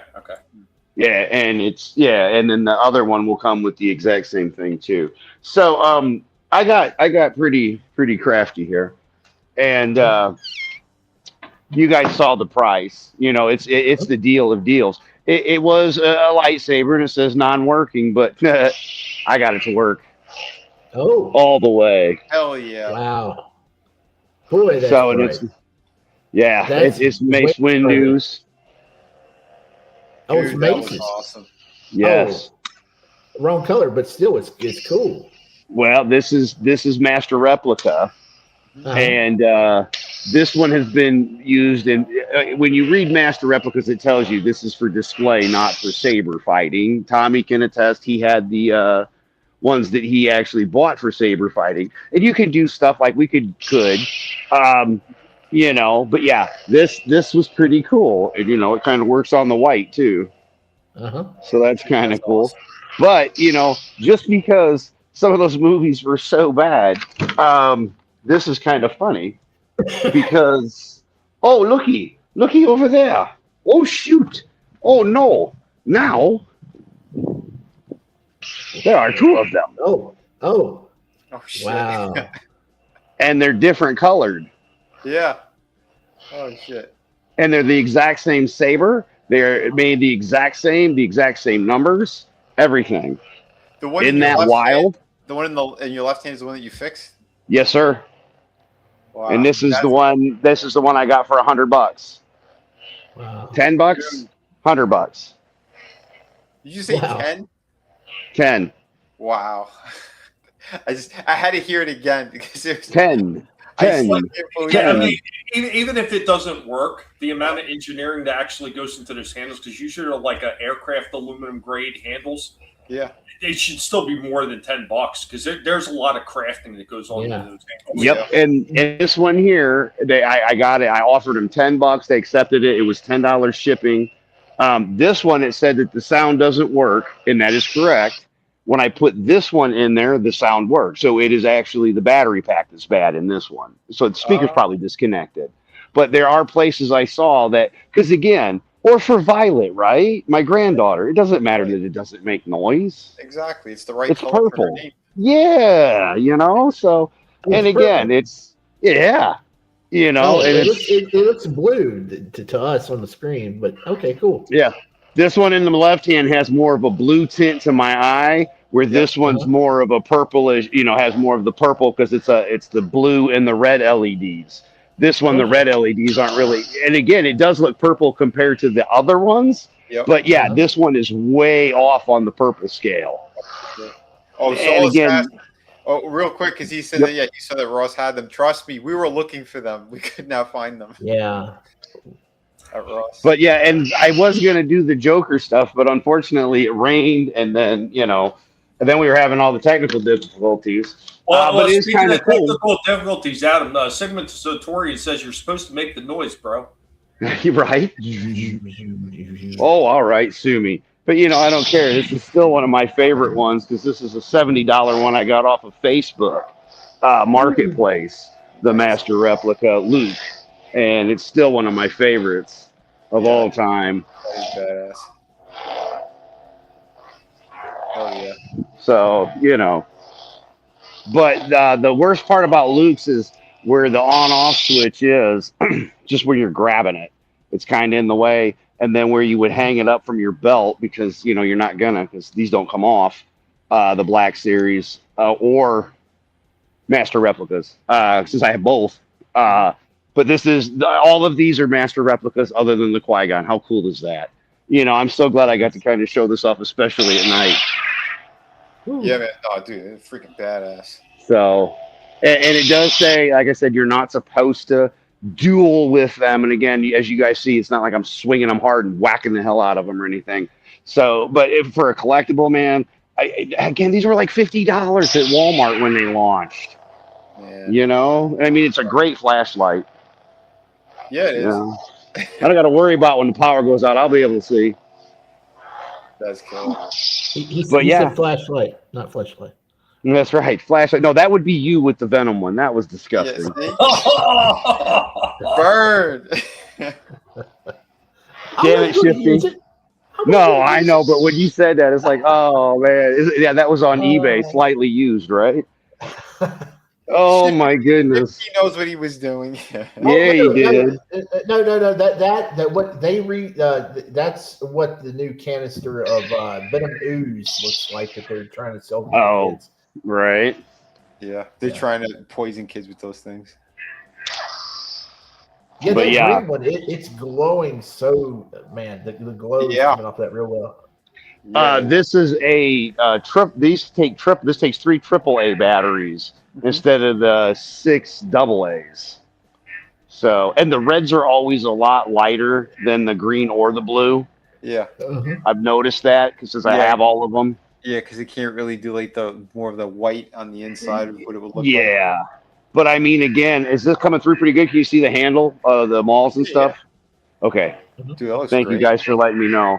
So this is the really cool part, is the crystal. It's actually, it looks like the crystal that powers it. Oh, and then I have the coupler. And this is a lot smaller in size than Luke's. I mean, it is the same, but just the way that the design is to grab it, it feels so much different because it's smooth versus the grip. Right.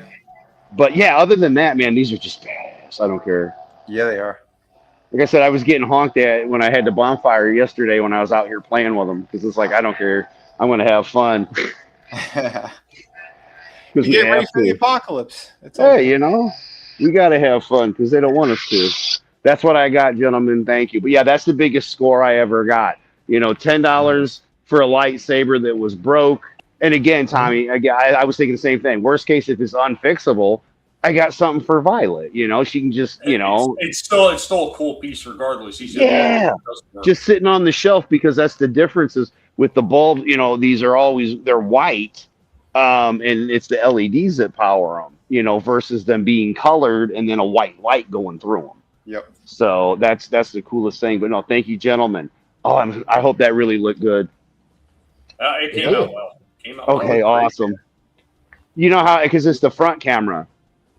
I didn't do the because when I did the ones you were working with, Tommy, I couldn't see what was going on at all because I had just the face of the camera that I could see. So I was praying it was in the shot. No, it was good, man. It was good. And again, thank you, real quick, and thank you again for all the hard work you do. Because if it weren't for this, man, it wouldn't. What I did is nothing. Tommy took all the in betweens because I don't cut stuff, guys. I just go, and thank you, Tommy, for doing all that hard work. Well, I still have one for you for later on or whatever. Yeah, so bro. don't forget that. I still because I played two of the clips Mhm. that I made previously on the last two shows or last show. Yeah. I forget. Oh, yeah. But Soul Assassin, Tommy's going to be like Debo from Friday, rolling up on his plate. Hey, when that pre-order gonna happen? Hey, where's my Play, list? Craig. You better not play, Craig. I've always said a place that was toy centric. If only we had a place like that. I sure hope you're wearing a band. Papa said, "You're no Sith." They look fantastic. Yeah, the one does look blue. I could see that it was like purplish, but it wasn't a very good purple.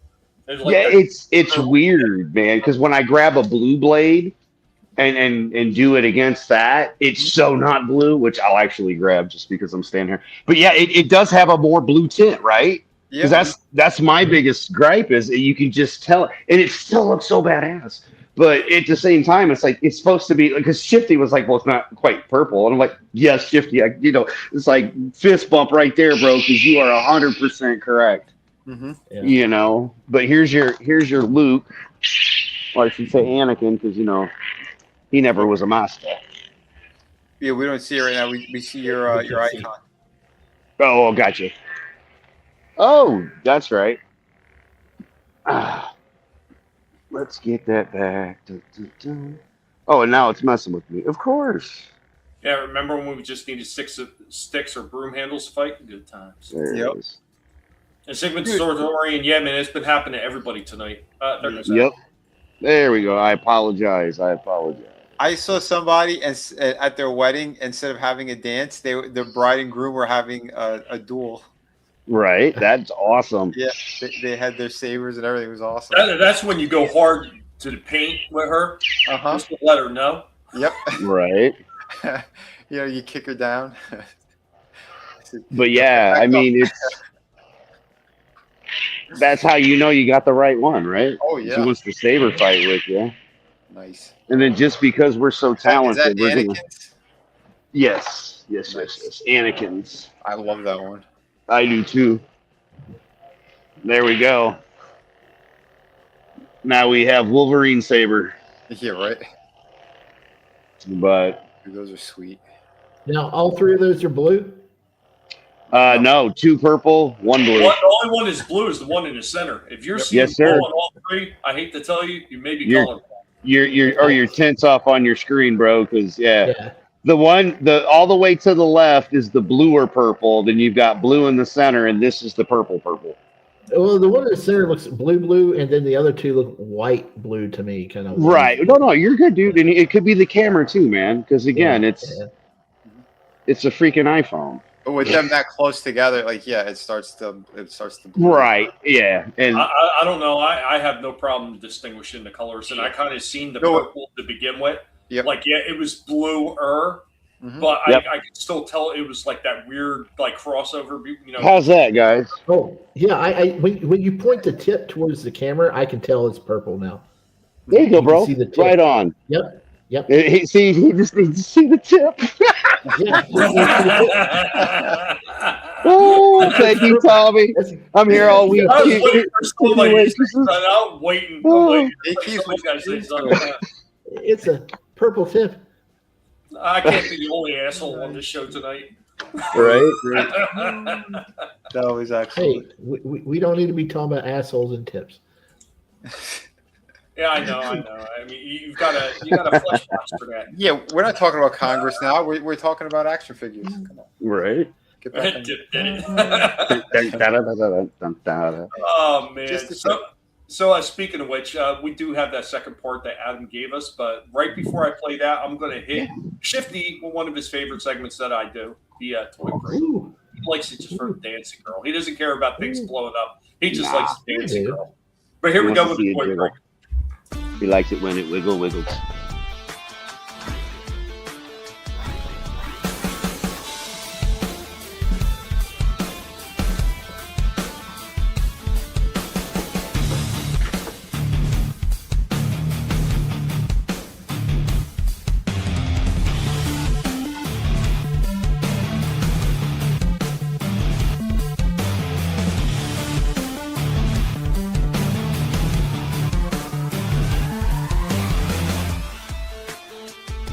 guys, welcome back for our next toy break. What do we got this time? Oh, yeah. Discount, thank you. Oh, he's $1.99. This makes the perfect shooting target right here. We are looking at Wakanda's Forever Titan Hero series, and we are looking at their version of Namor. This thing's so stupid looking. Let's get it out of the package real quick. And there we go with this big goofy thing. Believe it or not, he actually does got a little bit of movement right there in the arms, which is kind of surprising. He's got the turn at the wrist. They're freaking head movement, but it's super tight. And look at that. Oh my gosh, look at that kick up. I'm surprised he even has that much kick up. But yeah, there you go with our Namor. He's about to fly off to the sun. We're going to shoot the shit out of this thing. Say no more, Namor.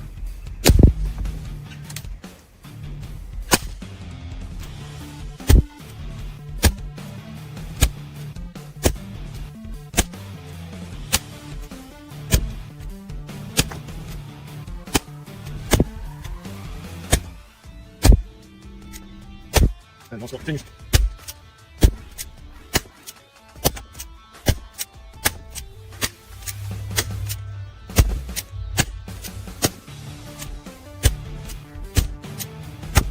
Well, hopefully this will be the end of old Namor. Bye-bye, Namor. Man, this guy partially survived. I'm really shocked that this $1.99 piece of trash actually freaking lived. I don't know how.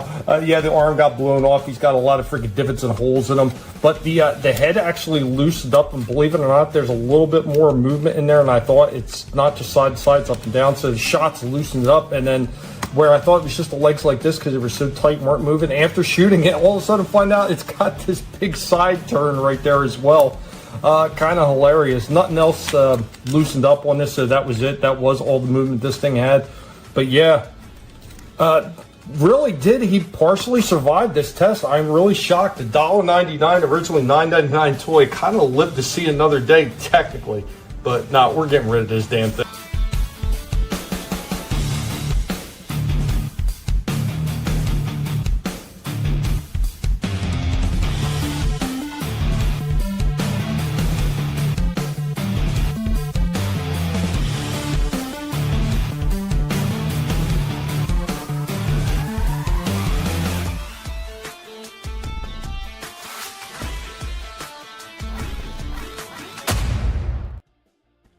You know, when you pulled that gun out like that, to his face, I'm like, I love this. This is like a hate crime.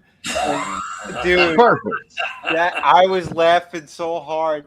And when you shot him through the abdomen, so it didn't come out his back, it traveled through his body and out his lower back. Well, yeah, because I was angled, the rifle was angled down. Okay. Yeah, so I was shooting up high, and then it went down through the bottom end of the back. Oh my god! I was kind of hoping it was going to break the plastic open. Go ahead, Shifty. That was hilarious. It is almost like he fell over in slow motion. Like, oh, it was fun. That was great. It's awesome. Holy pretty impressive on what mix they used. You know, I really was like RR said it, and you know, man, the thing was tough. The thing was freaking tough. Yeah. Like I couldn't believe that thing partially survived. Yeah, the BB gun did the arm in. Oh, we lost Adam. We lost Adam, you guys.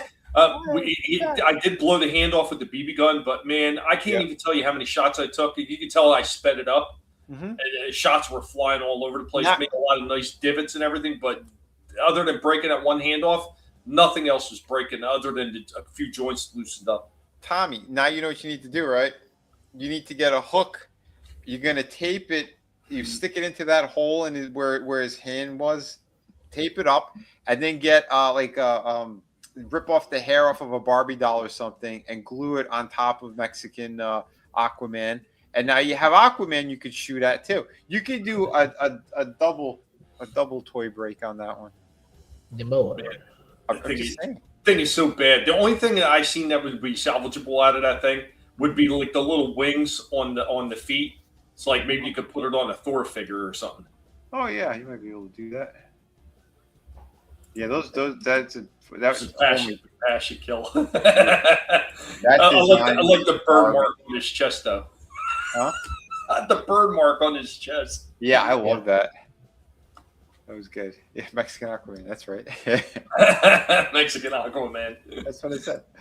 Oh, shit. But I got one more for Adam over here, so I'm going to play that real quick, and then we're going to hit a Pygmation because it is time. It is time.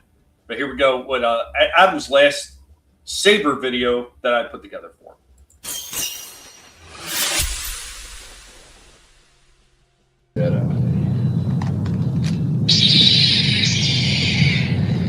Both master replicas, or I'm sorry, both Black Series.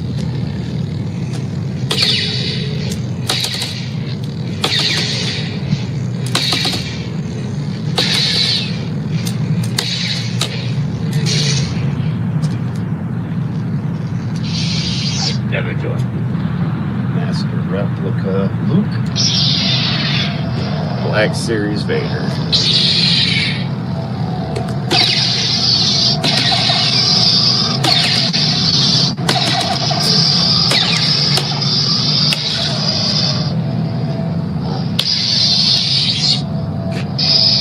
You lost, I'll never join you. Whoever made Anakin Skywalker, Black Series. Obi-Wan. Episode 3.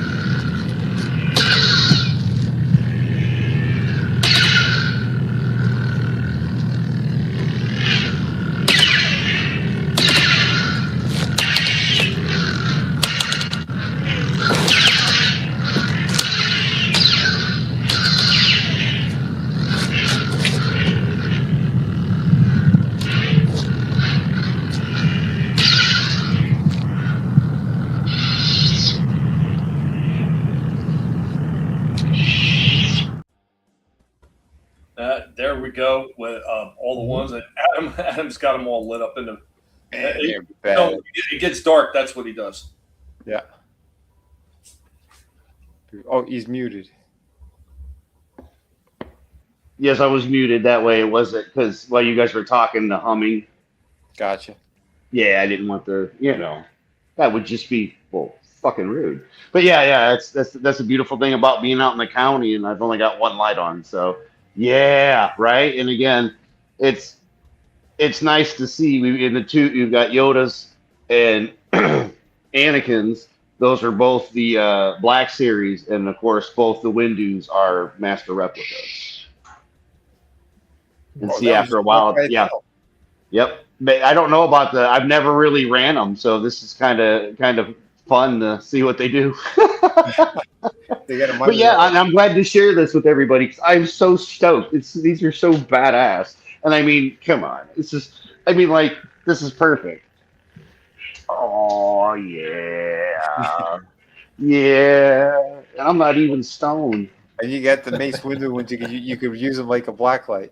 Yeah, exactly. I haven't tried that yet. I'm doing all this live. We're gonna do it live and have fun because we have to. Yeah. All right, we're gonna go with Shifty's more purple one first. That way. There we go. So, yeah. Not too shabby, Grimlock. Purple. That's good. Yeah, that's purple. I can tell it's purple there. Yeah. No, I know, brother. You know. But it was just, that's why it's all about the tip. Yeah, it's all about the tip. Shifty gives them in the I still love that Starscream. That is so badass. The lightsaber. Especially since he's hanging out with over here too. And just oh yeah.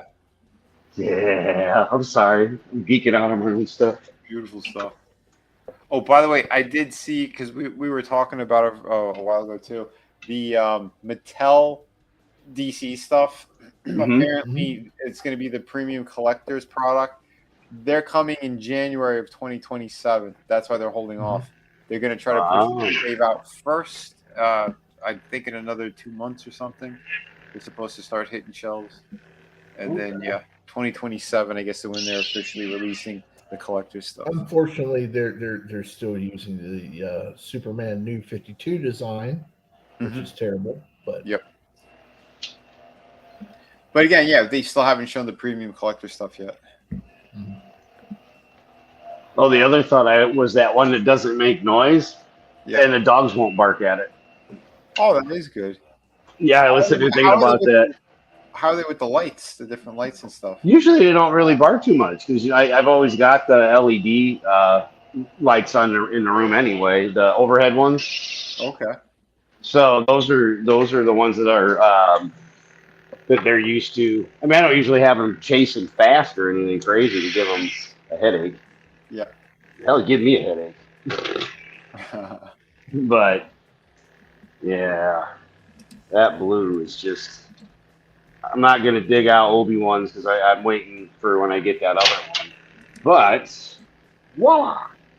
Yeah, I'm sorry, it's just a blue, but it's a nice blue. That's a great blue. If you gotta be blue, there's your blue. Giggity. Yeah, Anakin Saber's like probably my favorite, I think. Yes, sir. And Obi-Wan's is as well. Obi-Wan, I don't know about the Padawan Obi-Wan, because I'm gonna assume that they're kind of the same blues. Although when the video you played, it was literally the Obi-Wan versus the Anakin, and I swear that Obi-Wan has a little bit of a different tint of blue to it than this one. Possible. Just a skosh though, just how they throw it off, and it could just be a different version of the same LED, but they went with different because the Anakin one is older. The Obi-Wan was newer. You know what I mean? Just that little bit of a difference in those couple of years from when they were made. Mm-hmm. I'm thinking. Yeah. Or I could be completely wrong. Who knows? I don't know. No, it depends. Yeah, I mean, over time. Yeah, I mean, it's just to my eye when I'm looking at it, and again, I'm all about light and the right color of light because certain ones will hurt your eyes and these don't. Frankie said it before. What? No backflips? Right? Well, I mean, Cranky Frankie's in the house sleeping, so he's the one that would do the backflip. The dog, guys. The dog. Not, yeah.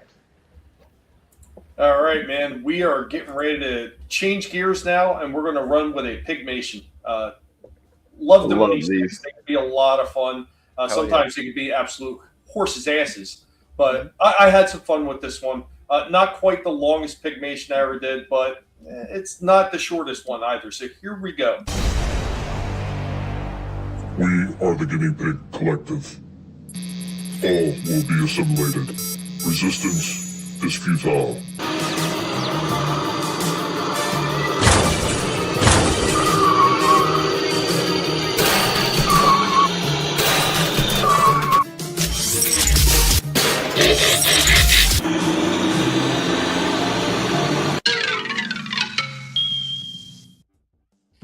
That was my bad. I had the damn chat box in the way for half of it. I forgot to pull it out. Play it again. Yeah, I'm going to play it one more time. You said. That's what yeah. you said. We are the Guinea Pig Collective. All will be assimilated. Resistance is futile.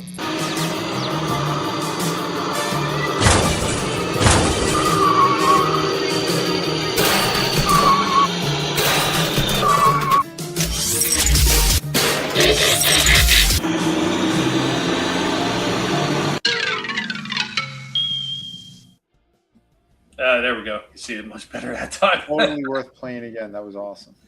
That was one of the ones I've been working on recently was stacks.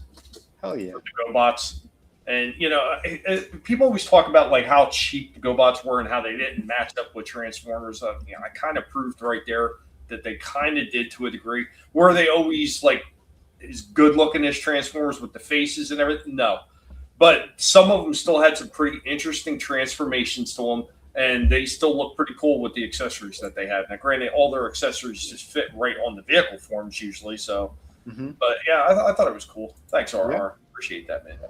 Oh yeah. Always try to have fun with these things. Pigmation is it's been around for a little while now. I forget where we were at on the last. We were up to number 30. 30 Pigmations now. Nice. Dude, awesome. But I like now Pigmations. I'm going to shift gears from Pigmation, and now we're going to go old school. Because some people said they like the old school stuff. Well, that's what we got this time. As soon as I get my screen back, because it's just black screened. Okay, here it goes. Here we go with old school toy time.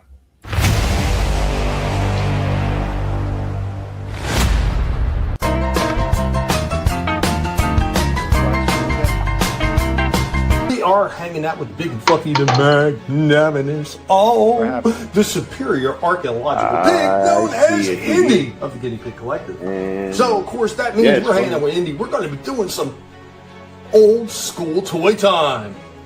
So this one, I can't remember exactly where it's from. I think the actual information was on the clear plastic canopy.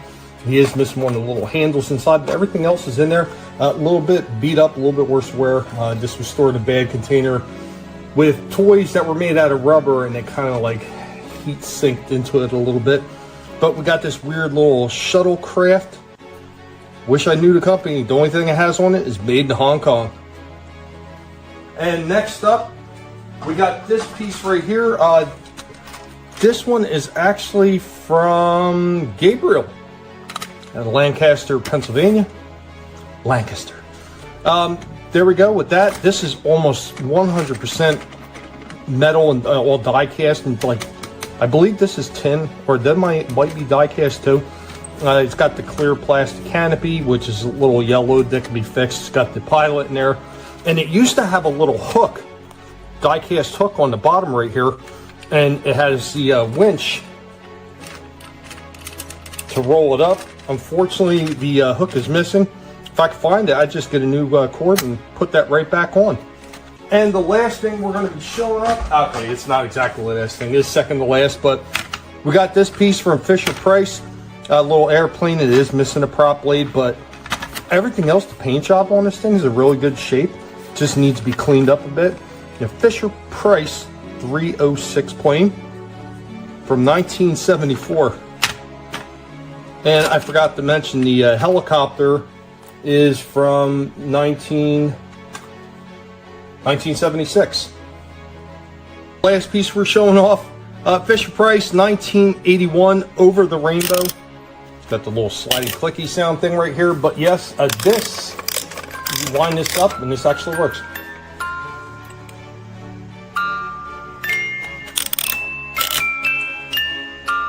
There we go with that.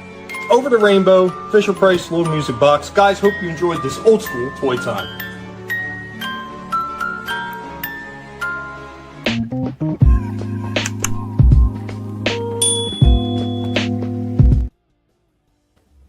That's pretty neat. I wish I could remember what that NASA piece was. I don't remember if that's like Play School or what exactly that was from, but I know I've had that piece forever. All those pieces. The Over the Rainbow one, I don't really recall. That actually could have been my brother's. Okay. I don't remember having, like 1981. They wouldn't have got me something like that in 81, you know? I would have been old enough by then that they wouldn't have got me a music box, but yeah. You never know. Well, I got another thing right here. We're going to dip into some toys from the past. This one was actually requested by Steve Kenobi. Steve Kenobi had requested this one. He was like, hey, man, can you delve into this one? Let people know about this one. This is an old favorite of his. They still make them to this day, apparently. They do stuff with it. So found that pretty interesting and found a lot of cool things about there. I actually included into the video like I always tried to do. Mm-hmm. Guys, how many of you know about this? How you can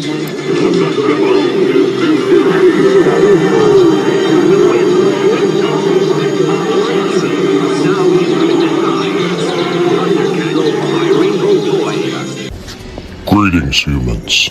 This is Indy. Welcome back to Toys from the Past. On today's Toys from the Past, we'll be fighting all the way back to 1959, and we will be talking about Asterix. Now created by writer Rene Goscinny and illustrator Albert Uderzo, Asterix debuted on October 29th of 1959 in the French magazine Elote.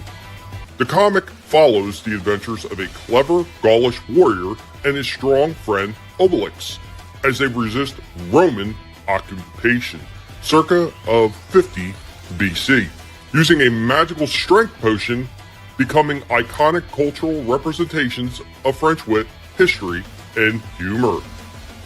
The earliest figures were PVC figures, before the major 1980s action figure line had launched, these 1-inch PVC collectibles were produced in France. There were also reportedly fast food tie-ins like brands like McDonald's that have released promotional figures, particularly during the 1990s and the early 2000s. Now, the biggest section of this line came by way of Toy Cloud with their Play Asterix line from 1980 to 1984. Notable items include the Roman Camp playset and figures like the Centaurian Nefarious Purpose. Plastoy in 1984 till the present day is a major French manufacturer known for hand-painted collectible figurines, which includes a mini Asterix figure and a village backdrop for dioramas. Playmobil from 2022 to present launched a series of detailed playsets featuring the Gaulish village and characters, marking a significant modern expansion into the playset market.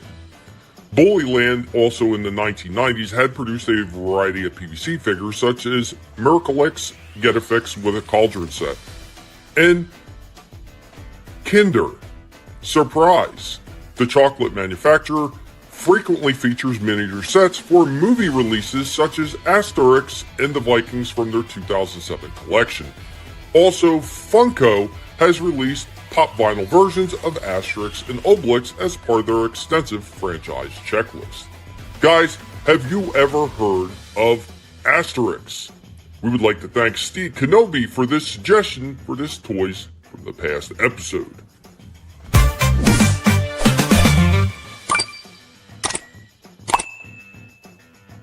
Thank you for joining me, Indy, on this Toys from the Past episode. There you go. And Steve, like clockwork, man. There goes Steve right there. Asterix. Oh, yeah. Tons of the 80s action figures. Nice. Sigma Centaurian Asterix is pretty good. Like the live action movies that they had. I heard that Netflix was going to be doing something with Asterix as well. Oh, nice. Yeah, I never really knew of the franchise until later on. But when I was a kid, I remember seeing that character in like ads and stuff in comic books, like in Marvel comic books. They would have ads for I don't know. It wasn't. They weren't exactly advertising those characters themselves, but that character would appear in other comic wholesalers and stuff. You would see pictures of them. It wasn't until I got into emulation and I saw that they had put out a lot of arcade games and Super Nintendo games with that character. Then I read up on the history of it, and man, it's super popular franchise. It never really got here to the States, unlike the Smurfs and stuff. The 1010 is another franchise that was big over in Europe, and of course they made that movie with Peter Jackson and Steven Spielberg, but it really never did take off in the States. It's weird to see, some of the big franchises that is huge over in Europe, but it never reaches us. Yeah. Yep. Wild. Steve says that YouTube has all the animated movies for free and in English. And Sigma Centaurian said, didn't they have an Olympic spot? I am not sure. That I don't know about. Yeah. Yeah. Yeah, the arcade games are really impressive. Really nice graphics in those. Yeah, I'd seen that they did a few of them. A few of them, right? There was a few different ones. Uh-huh. I think there was only one arcade game, and then they did multiple Super Nintendo games. Okay. Guys, did anybody have anything else? Because I do still have a few more things. Oh, you can Yeah, go. you can go. All right. Well, I got one more thing. We're going to delve into something else, old school, because I said, hey, I wasn't sure where we're going, so I made sure I get a whole bunch of different stuff. So we got one more old school thing here. One more thing. Guys, if you like Transformers, have a drink, because I got a few more to show you. Oh, there's one more thing, sir. One thing. Just one thing. Oh, One other thing. just one more thing. One more thing. One thing. Oh, one more thing.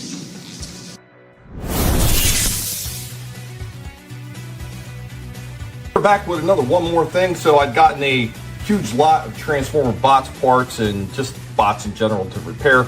And then I got these two guys in here. I got this guy and I got this guy. You're probably looking at them thinking, oh, look, jump starters, twin twist, and top spin. But unless you remember these guys thoroughly, you would notice something is definitely not right about these guys. Let's go ahead and stop that dial for a second.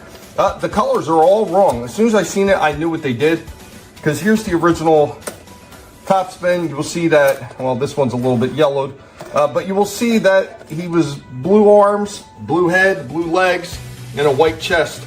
And if you look, this is the chest for him. So somebody had taken the center bodies and they swapped them between the two bots to make them all one color. I don't know why they did it. Maybe they were thinking, oh, it's going to look more rare to people or something. I don't know. It was me. But yeah, this is just a simple swap out. So eventually what I'm going to do is I'm going to take these apart and I'm going to swap their bodies back the proper way. Vinnie. This guy, I may actually try to de-yellow him.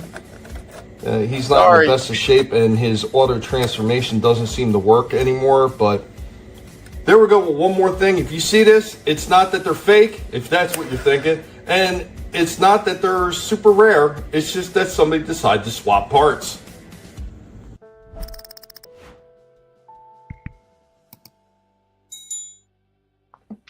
Yeah, so part swappers are not relegated to just the newer stuff. Well, good, dirty part swappers. That looked good though. Part swappers, part swappers. See, if you swap those parts, I mean, I want to keep the full white one. I thought it looked pretty cool. Vinny, somehow that doesn't sound right. Just keep the white one. I don't know. That sounded right. Dirty I mean, that sounded white. Oh my god! Oh, shit. Get in so much trouble. But I got another thing for you. You're the one who shot the Mexican Aquaman. Hey! He had it coming. Get off my lawn! You brought out Columbo for one more thing, but you have a thing after one more thing, so you had two more things. Well, that was one more thing on the figures. Oh, so there's right. something else after that. Yeah, see. Pardon me, Shifty. One more thing. Yeah, one more thing. But this one, you know, I'm glad these guys came through, and I got a few extra things that are going to be coming up, man, and I'm looking forward to a couple of these. So here we go.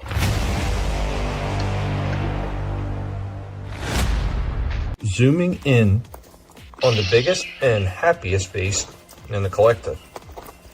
Right, Indy? Oh, you sniffing that camera? Oh, Barnes, you trying to get on it too? Oh, Barnes, you got the happy face too.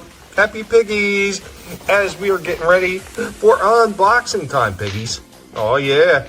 Show you with the box. Who's in the box? What's in the box? What's in the fucking box? Guys, here we go with another unboxing video. Just got this one in from Big Bad Toy Store from my pile of loot. This big giant box. They did charge you with taxes and everything, so the shipping was $6 and it hit you with almost another $6 of taxes and everything like that. But overall, $12 to ship this big giant box, and it's a pretty big box. So let's get out our alien, almost Klingon looking dagger. And let's open this bad boy up.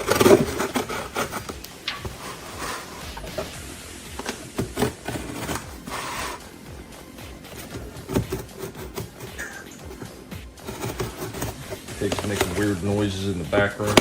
Oh, I didn't get that side very well. There it goes.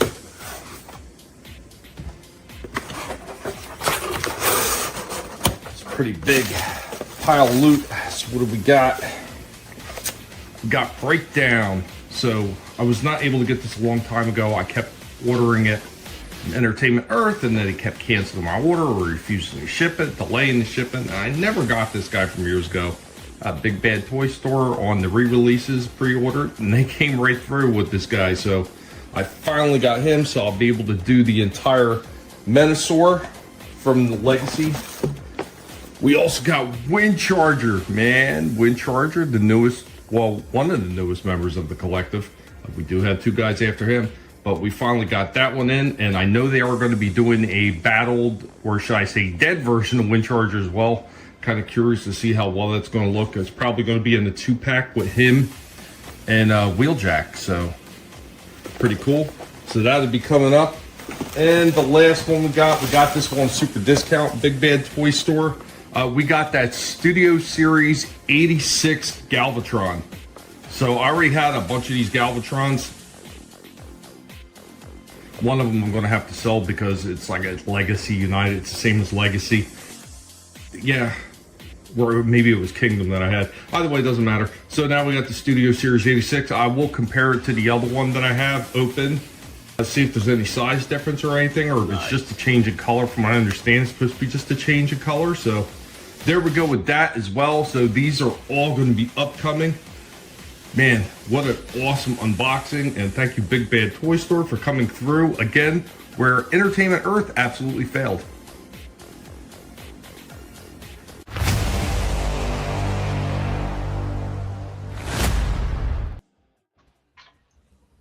Dude, that's great. Nice. I'm glad you finally got them.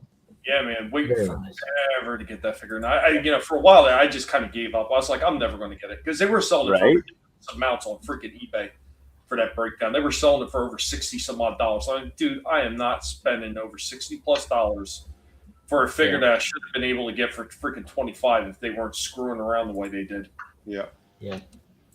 Oh, I haven't he's got one. Yeah, I was showing him the whole time. The G1, baby. Hell yeah. Nice. Yeah. Excellent. Yeah, and So then there's Gap was asking.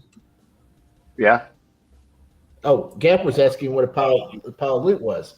So I guess we should tell him.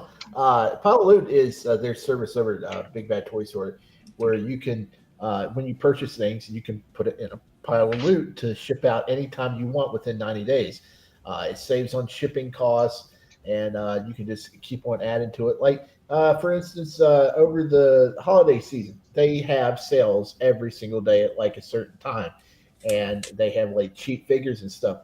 I was buying like $3 figures, $4 figures, $5 figures throughout the week, and just put them in my pile of loot. And after like by the time about 2 weeks before Christmas, I had it shipped out with just one shipping charge. You can pre-order stuff, and it'll fall into your pile of loot to where, if you got some pre-orders coming out within several different weeks throughout like a 2-month period, you can just put it in your pile of loot, ship it out when you want to. It's a great service. They used to charge about $5 for the pile of loot. Now it's $6, but you do got to remember this. There is taxes on top of it, so it almost doubled the price of the shipping with taxes. So instead of being about $6, because it already went up, the loot thing already went up to $6, so it's about $12 after tax. Yeah, well, there's no charge for the loot. It's you're just paying for the shipping. It was $4 flat rate shipping, and they had to raise it $2 because of how the world's economy is right now, unfortunately. Just because, but hey, it's $6. It's $6. It's still cheaper than most places. So yeah. Well, that and the tax stuff. The tax. Yeah. But I think the tax is actually based on the figures, right? I'm assuming. Well, I thought it was just a state tax, just the basic internet state. Well, tax. I mean, if that was the case, then they would be charging me 1 for 1 for the freaking shipping. That's pretty insane, right? Think about that. If my pile of loot was $6 for shipping, the figures were already paid for in advance. Mm-hmm. They charged me another $6 plus for taxes on top of the shipping. Maybe it was tariff related. Probably.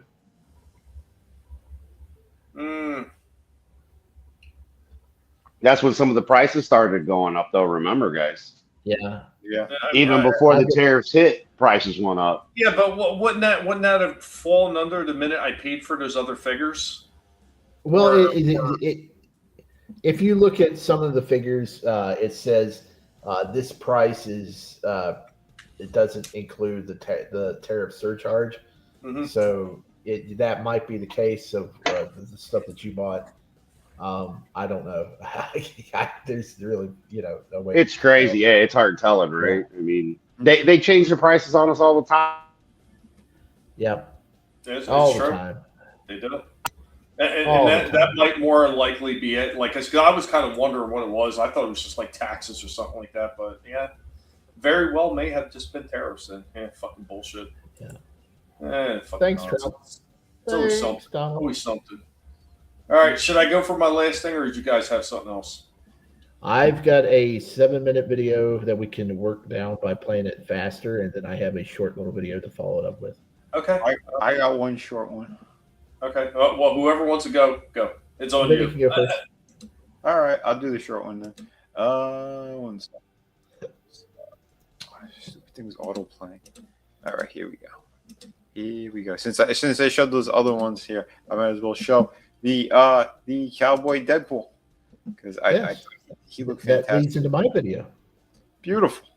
Here we go. Designer of McFarlane Toys, comic book creator, and I do have a project on Kickstarter. If you haven't seen it, go check that out. It's City of Venus, Dead City. But in the meantime, I want to show you this figure that I just purchased recently. Here's the Matthew McConaughey Cowboy Deadpool. He is a nice looking figure. They did a pretty good job with him. Maybe a little bit of a wash would have been good on the red part. I think it's maybe a little too plain, or maybe hit some of that trim with another color. I'm gonna have to put the movie on or get some stills to double check, but a little bit more would have popped. His hat is apparently glued on, so I guess you won't lose it. But yeah, just giving you guys the heads up on that. Overall, pretty neat looking. I think the paint is actually really well done, or how they do the eyes. It looks like it's almost like a separate piece in there. And they plugged in is one of the accessories. So you're going to put it in that other hand that is with the finger spin. So I will show you that. He has one of those kind of ready to draw hands. And he does have 2 open hands if you do want to put one of the other Deadpools you have that have katanas. Not too bad considering, he doesn't really have a lot of stuff. But let me show you articulation as well. Oh, before we get into the articulation, I wanted to show you how it looked if you wanted to do that spinning action.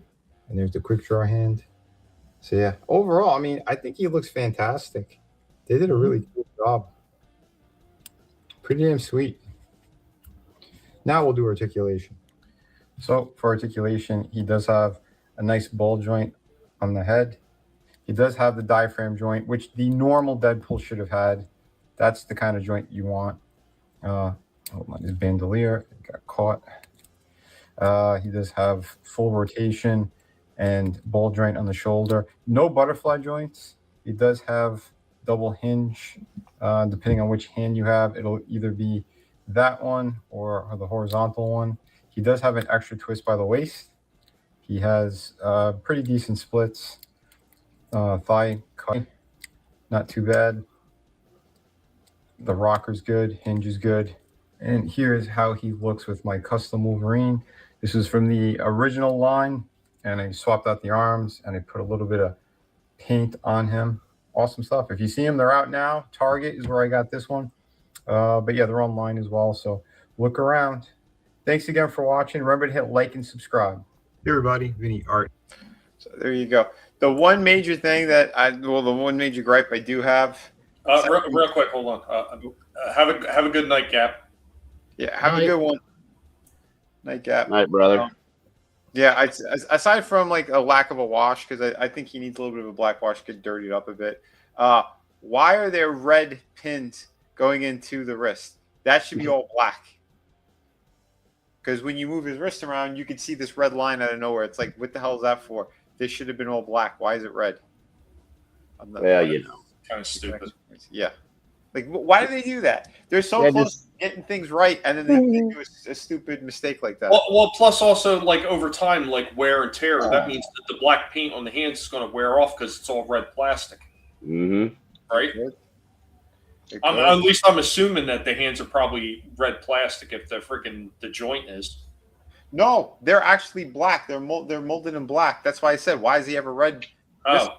Because you can also take off, when you take off the hands, the black ring that makes like the glove part by the cuff, that comes off too. So if it's all black entirely, why in the hell would you put a red hinge, like the peg part? Like, They don't even think. They had to save those shekels. Yeah, it makes no sense. And most of those hands, aside from the two, so his regular trigger finger hands and the sword holding hands are the same exact ones from regular Deadpool, which the pegs are black. So again, why would you turn them red? Oh shit! I mean, wouldn't you just do the whole damn arm black and then paint red? Well, for the wrist, yeah, for that. That's what I'm referring to. Just the whole. Yeah, I mean, why would you not just do all black? They're retarded. These companies that I don't know, man. It's the glue. It's the glue or the plastic. You know that new car smell when you open up the package. I think they're huffing. That's the only thing. Well, with the paint and stuff they use and the cheap plastic, I mean, look at the diapers that are on our McFarlanes. I mean, old school toys were like that. Whenever you open up, it was like spray paint. Gasping for air, man. Can't breathe. Right. Oh my god. Well, dude, it took your breath away. When they came directly from China, I had such a migraine one day opening up figures to do QC on them, and I'm like, how do you guys do this? And they're like, oh, it's like a new car smell. I'm like, yeah, well, I get a migraine smelling these. I never get a migraine in a new car smell. Breathe deeper, Vinnie. God knows that the toxic we've been breathing in. Yeah, that's how come they don't do quality control there, because all their people died from the fumes. Yeah, most likely. Holy shit. Look at the ones that we've opened though recently that have had that kind of same weird aroma to them. Yeah. As the old ones used to. You know what I mean? Like we kind of had that type, because that power suit one, the Lex. How every one of them, there's shit falling off of them. It's that whole line. Oh, yeah. Because it was the Apocalypse chair one. It was the Lex one. The only one I didn't have any issues with was mine, that one that I first did and put the Christopher Reeves head on. Every piece of that one is fine, including the cape. Because the one I sent you, you said that, because the cape just basically fell off. And I was like, yeah, and I had it happen to me. And I had it where they didn't even glue the hinges. Yeah. To the, and it's like, what in the world? Yeah, the glue came right But they off. didn't stink. Mm-hmm. They had no aroma to them, at least. And then these new ones, it's like, Yeah, well, because those other ones, like they're molding them mostly in a solid color. If you look at like the majority of these companies are doing that now. Look at Hasbro, look at McFarlane. When you get these figures, they don't really have any other paint application on them. Maybe a belt or some other little accessory, but usually if you'll see them with gloves and hands, that's all molded in the same color. The legs are all molded in the same color, main body suit, you know what I mean? So yeah, it's interesting. I think the ones that actually have like decals and extra paint on them, those are the ones that probably cost a little bit more. But yeah, like you can see it here. Like that Wolverine, the brown suit one. There's a lot of paint going on there because they had to mold it mostly in that brown, and then they painted like that yellowy orange, like on the sides and stuff. But for the most part, it's like the arms are molded one solid color. The shoulders were, and then they had to put a little bit of peach in there. So like there's a little more going on in him. You look at the one in the yellow, it's most that is all molded yellow, right? So I mean, yeah, you can tell. You played on 1.75.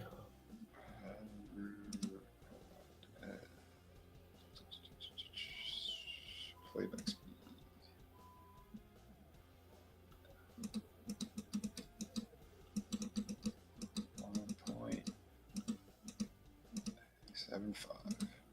Here we go. Check it out. I got some Wolverine Deadpool Wolverine figures from the latest wave. They just hit Target stores a week or so ago. I scooped them up. Basically, buy two get one free in the Target Circle sale where you spend $5 on, or you spend $30, you get $5 off, and $10 off $50 spent. I had a $15 gift card they gave me the week before for buying toilet paper and paper towels. So between the gift card and the savings, came out to like $53 for 3 of these figures. And man, they're pretty neat. There are some things to talk about though. I know a lot of people are down on the yellow battle damage version of Wolverine there. I think he looks nice, and I think there's some improvements To the suit over the regular version that came out last year, the big thing is he has no battle damage on the back of the figure, which is a cost-cutting measure. It's something Todd McFarlane does all the time with his figures, but in his case, there's usually a cape to hide that decision. No cape on this figure, but I mean the battle damage isn't too hard to add to the figure, and it's not too hard to remove if you don't want it on there. So you got options. I will give them credit where credit is due. The plastic tray that the figure is shipped in, it isn't constrictive to where it warps and alters the shape of the mask like the original one did. Excuse me. This one, it's to get it to where the wings are, where it's supposed to be, in the proper position, you have to heat it up and dunk it in cold water and get it, shape the right form. That's just a bad decision on their part with the packing on this one. But of course, on this one, as you can see, the fins are wide and looks like they're supposed to. Actually, the best head out of all these is on the final scene figure that's exclusive to Target with the Wolverine that has no shirt, but he has a head where he's yelling, full mouth expression. I may have to do a buy and return swap out for that head. I don't know. Shouldn't be admitted to that, but I may have to pull a Vinnie there. It is what it is. I have no use for a shirtless Wolverine, but yeah, that's what's going on with that figure. I never did replace the armor. That's a lie. You got the Venom Black goo, so you could do whatever you want with that shirt. Never. My original yellow suit. So it's another plus. I think he looks really good. I know Vinny's down. He's the one that I wanted from the beginning, but now that I got him, he's just okay. I think he'll look a lot better once I swap out the head. Because of course, the big issue with this figure is they don't have the Jackman license anymore for his face. So they didn't give him an extra head for Hugh Jackman. Wait, they lost the license for doing his likeness? I think it ran out, and that's why they aren't doing it anymore, because he's probably raised the price on it. That's the only way I can imagine. I can't, if they still had it, they would use it. I mean, they would have to use it. I heard their bullshit excuse. They said since they released so many already, it's because that one with the regular street clothes, he won't sell anywhere. It's like they piled up on him, so they went, if you want it, you got to go back and go buy one of those or use one of those heads, they said. The one with the jacket. The one with like the shitty jacket and like the checkered shirt, that is a terrible figure. Oh, that is a terrible figure. No, yeah, the one with the wife beater is awesome. The one with the leather jacket is awesome, but the other one, it's terrible. It's terrible. And the colors are all wrong too. It's not those. Yeah. It's not exactly what he was wearing in the movie. But yeah, it's so stupid. You have a brand new wave of them. You have two Wolverines in the line, and neither one of them comes with the unmasked head. Yeah. Wow. They got the neck, they got the hood, but no Hugh Jackman head. So you're going to have to swap that out. Of course, you do have options. You have this one here, which is okay, but I'm probably going to use that head with this figure if I don't sell it, because it's an okay head. Of course, this is his look for most. Yeah, this likeness is still pretty good, and it does look good on that brown suit. But my favorite is the one from the Origins. The film, so you would want to probably keep it on the yellow suit. Excuse me, but I think I'm going to use one of these Jackman heads. This is the actually I don't know what film this figure came. I think this is a Wolverine Origins, and they redid it with the new head sculpts, and they released it for the Deadpool Legacy Collection a few years back. And I was lucky enough to spot just one of these on the peg. It was the new paint technologies what they use. It's the on same this figure here. I think I'm going to use the second head on that brown suit, Wolverine, and get him looking pretty neat once I bust him out of the package. The best figure, I think, out of this whole wave, outside of the Blade, who I had no real opinion of until Vinny showed me a version of him in a customized leather jacket and made him look like classic Blade, and he looks really neat. So I may have to invest in that figure at some point. But this Daphne King likeness is really great. Nice figure. There are a couple of little issues. There are gaps at the thigh cut. And Vinny said that I think he said he's got the cowboy Deadpool figure, and they have him on there too. So I don't know. I thought it was a defect that they weren't sitting flush, but supposedly that's just how they come. I saw some reviews of this figure elsewhere, and it's the same thing. So yeah, it's just weird stuff. And she has blades on her boots, as in the film, and how the character has blades that come out her feet. They're not retractable, they're not removable, and no extra feet. I don't think there's ever been a extra. I've seen somebody take it off with their bare hands. You could just pull it out. Oh, you can? Okay. Yeah. But the thing is, you have an empty slot there. You gotta fill in. But yeah, they should. Hey, don't say that to Shifty. You know what him and those Venom fleshlight things. Oh shit! Any extra feet is coming from Marvel Legends figure. So she's just got the blades all the time. But she got a backpack and another really cool hair, head there with the windblown hair. Of course, you got Juggernaut's helmet. Juggernaut from X3, and some Yeah, nice so sunglasses. Assassin, Really, you're right. really nice character. You can Great probably likeness on there. customize that pretty easy. Yeah, very cool series of figures, especially when you mix and match the parts around. I may have to start buying some Deadpool figures at some point because I don't have any of the Deadpool ones in the collection yet. I'm not a huge Deadpool fan, but yeah, it is what it is. Hey, they should be available now out at your local Target. He got like all the Deadpool figures, and he goes, "I'm not a fan of the Deadpool figures." No, do you see any Deadpools? I got all the Wolverines. I ain't got no Deadpools. I know. You got the whole line that's from there. I thought that was hilarious, dude. That Deadpool figure that was really. I think Tommy got him for me, right? You're the one who. I got you both the Deadpool and the Wolverine. Yeah, that Wolverine. Yeah, dude. And again, I did the paint job on him, and he turned out fantastic. That Deadpool is my favorite one from that third movie. Dude, it is. Again, don't sleep on it. That is an excellent figure. And the articulation is just amazing. I ended up finding one for Adam. Yeah. So yeah, that was dude. It's good shit. Wherever you buy your figures at. So yeah, Wolverine figures. Cool stuff. Cool stuff. I got a rant now. I threw it up in the chat. A rant. I got a rant. One sec. Close up this one. I got too many windows. All right. Hold on. For the box art? Yeah. Okay, one sec.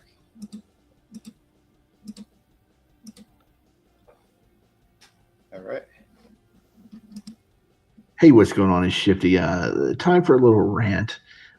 This is a problem that's happened quite a number of times in the past, at least that I could see from the figures that I picked up.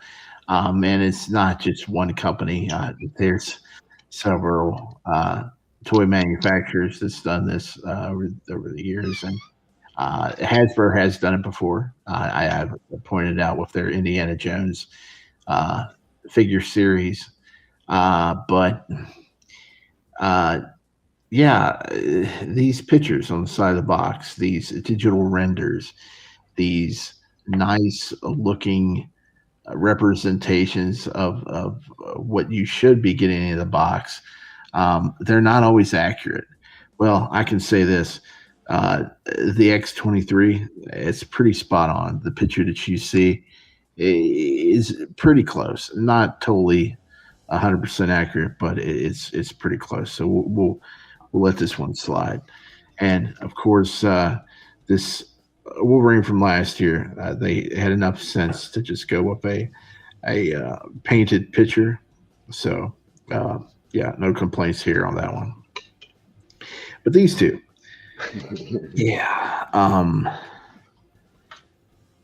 yeah, you see all that great textured paint on around the goatee area for the beard. Nice stuff, right? Nice, looks great, especially on the yellow suit. But man, that's not what you get. It's not even close to what you get on the actual figure. Now I know my camera is a potato, but it's not even close. Not even close. I just don't know why in 2026 they still do that. You probably could get it to look like that. I mean, it's not even there. The paint that they have around, the chin area, it's not even really present on the actual head. So yeah. So I can't really tell if this is an actual figure or just a digital render, or it's just bad paint application on the figure. But yeah, it's just frustrating that you go and you look at the pictures on the side of the box, and they're not actual representations of what you're getting inside. Kind of false advertisement, if you ask me. Still cool figures though, but they can do better. Yeah, and it's really bad. Really bad on that Punisher. Like every time I'll see that Punisher figure on the shelf, I'll pick it up because of that picture. I'll turn it, look inside the box, and he looks like he's so sad. The figure, there's something wrong with that head. I swear, Bernthal looks like he's about to break down crying That figure is terrible. I know you like it, but I've never seen a good head on that figure. Sure you have. When I did my review, I put the other Punisher head on it. Punisher head on it, yeah. Yep. Dude, if you have the Game Reverse one, man, those heads are fucking perfect.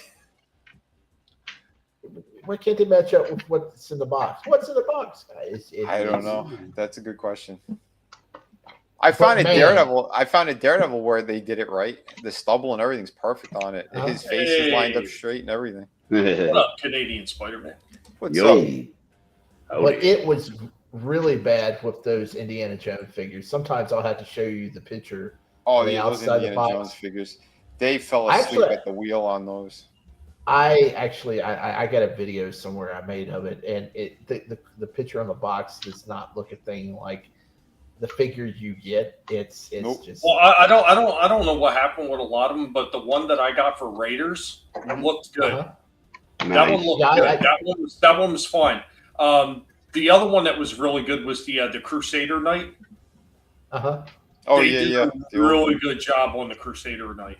But I never got those. The two I ended up finding in Ollie's was the Temple of Doom with the ripped shirt and the Dial of Destiny figures. And the pictures on the box look great, but the figures inside they don't look anything like. They look like shit.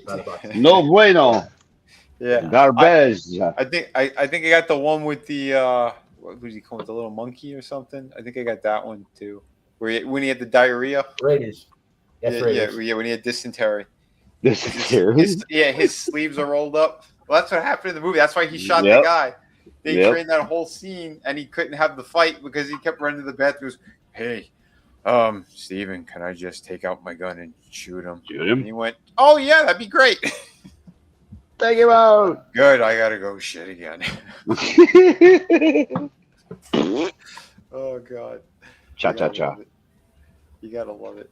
Only in America. Adam, before I forget, though, dude, can't you swear by that Deadpool figure as well that I sent you? I never opened it. Oh, you never did? Oh, I thought you did. No, it's because it's in the wall right now. Like there's stuff on top, Gambit's on top of it, and yeah, I mean he's part of the wall. Like if I no sir, I can't do that. That would be a nightmare. Yeah, that's Jenga. It is. I mean everything's packed in so tight. Giggity. Go ahead, Shift. Yeah, like I said, those Wolverine figures are awesome. It's many problems Hasbro has because Lord knows we've mentioned some tonight. Their latest waves that they've been putting out of, not just the Wolverine Deadpool, but that last Marvel Legends wave, just good stuff. Just good stuff. And I would have the Colossus and Kitty Pryde to show up, but it's in my pile of loot. It's been there for about a week, and I'm probably going to keep it there till June. But they got some good stuff coming around the corner too, and supposedly in a couple of weeks they got a whole new batch of stuff they're going to be announcing. So they keep hitting up our wallets, unfortunately. You bastards! Well, yeah, you bastards. I got one more thing to show off to you guys. Nice. One more thing.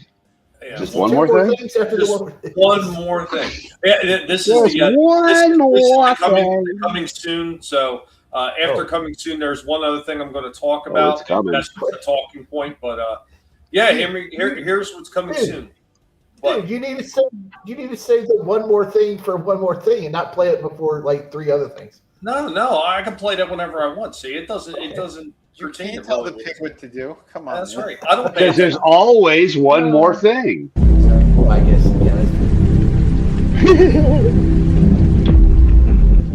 We are hanging out. Wind Charger, what's going on, Wind Charger? All Wind Chargers hanging out in the diorama as we're getting ready to take a look at something that is mostly Transformers related. So this is actually part of what's coming up soon. So we had already talked about this guy previously. We had Bone Shaker. Check that out, Wind Charger. You remember Bone Shaker? Well, we also picked up the other one. We weren't going to pick it up. Damn, Wind Charger, just push that thing out of the way, why don't you? We also got Twin Mill. We actually got this one on a super discount. Somebody was selling it super cheap on eBay. We got it for only $20 some odd. So Wind Charger is going to start knocking the diorama apart because this is what he does, don't you, Mr. Big Butt? But that is not all. So we got something else that's kind of interesting is Wind Charger just pushes things around because he is a bit of a nugget. Oh, Wind Charger, you are funny. So we got Bone Shaker there and we got Twin Mill. Hot Wheels also just released these. So you got this gold version of a Stingray, which is kind of what Twin Mill is supposed to be. So you kind of got that almost Stingray look right there. But for Bone Shaker, they've got the Bone Shaker car as well. Obviously, this one is a solid top, but very cool. The same bone in the front with the exhaust. Everything's pretty free, pretty sharp, like this one. So pretty neat. But the reviews, well, should I say review on Twin Mill will be coming up soon. I'll probably have to include his partner in crime in a Pigmation for that one. Guys, can't wait to bring this to you. And let's see if Twin Mill is any better than Bone Shaker in the robot form.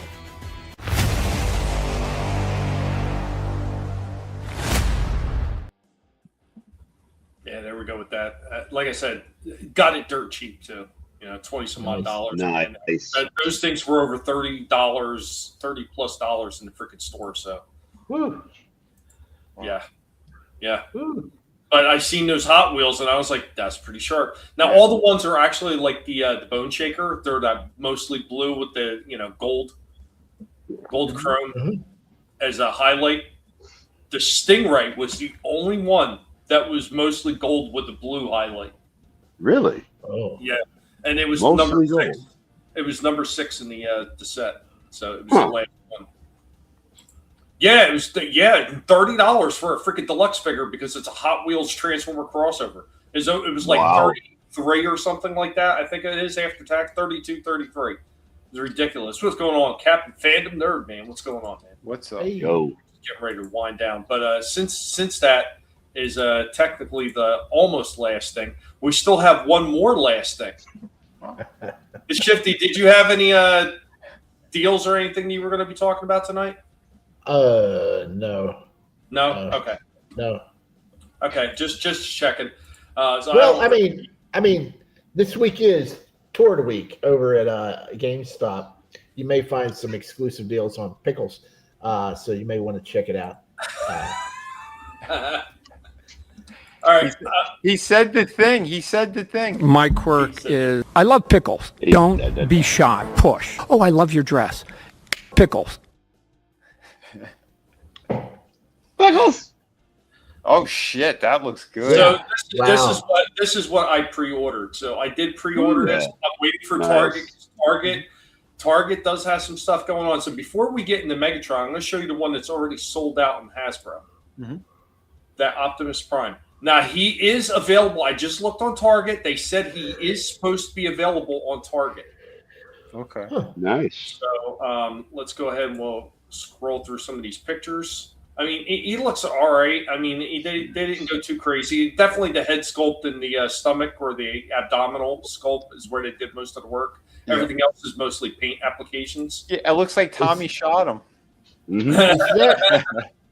Is that decals for the windows?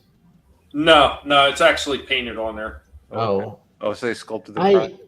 It's I kind of wish that was like a see-through plastic of some sort because it looks kind of cheap.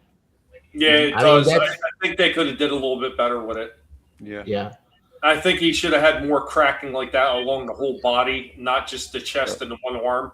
And an alternate head, or at least swap out parts. I mean, he's got the damaged head, and this is supposed to be the damaged version, so I'm actually not going to gripe on that. I don't think that they should have a swap out head for it. They got the damaged head because he's the damaged version. I'd say for the people that missed out on the other one. Tough shit. Man. Shit. They should know. Oh, dude, you weren't even going to get it. You only have it because you got it for a Christmas gift, remember? That doesn't make a difference. It's the same thing with the Megatron. I didn't want that Megatron because I didn't like the way it looked. I don't like the way it looks. I think they did poorly on that thing, and I don't want. Pre-ordered them. Yeah, but not the original one. I'm going to get into why I got the other one in a minute. But yeah, he even comes with that piece that Megatron threw His into hands the are still chest. too small. They are. I wish they would have fixed it, and I guarantee they didn't give him ratcheting joints like he absolutely needs. His hands are small. They're not huge. They're tiny. It's all So, yeah, so he's got that look too in his truck form, which none of that really changed. But I can't wait for the bootleg or the knockoffs, rather the China knockoffs, because they'll have the swap out parts. They usually do shit like that. That's a smart thing to do. overall, he's not bad though. I mean, I think it looks kind of cool. For that price, it's bad. But this, I love the way that this one looks, man. I think they did a pretty damn good job on this one. I just wish that they did a little bit more, because he's got kind of like the drooly thing going on with his face. Like, I don't know if I can't really blow that up. They still didn't fix the cannon. No, well, it looks like they changed it slightly, but not by enough. No, it looks like the same. I'm looking at it right now. Look at the legs. Yeah. The legs are actually the proper coloring now. Yeah. That was one of the first things I noticed. I was like, oh, shit, look, they got the gray right on the freaking legs, and they got the black on the outside of the freaking hand grip. They should have. Enough of us fucking complained. They should have fucking changed it. Right? Oh, man. Almost like, hey, we're sorry. Here you go. Right. But, I like it because it has that little gun that would look really good in Starscream. Yeah, it's got the hideaway blaster. It's got the hideaway blaster used on Prime. It's also got that freaking laser sword that's almost like a lightsaber. Like, I wonder if that top comes off of it. So, for like lighting it up. Like if you were doing stop animation, have it with the handle and then put the top on like he lit it up. I could get up and check, because it came with the other one too. Oh, did it? Oh, nice. Yeah, it didn't come with the little, what do you call it, the highway one. It didn't come with that one. Yeah, the hideaway gun. Yeah. Yeah, it came with the mini version of him and the blade. But yeah, I mean, overall, I think that one looks a lot better. Just once again, like one of my biggest gripes, just initially, right out of looking at the packaging, was the freaking coloring was all wrong on the side. In the front right here with the grays were all wrong. Like the inside leg was all wrong. Like I wish they would have fixed the fusion cannon too, like all the way. They would have made the freaking bottom end of it a lot longer and this top a little bit shorter.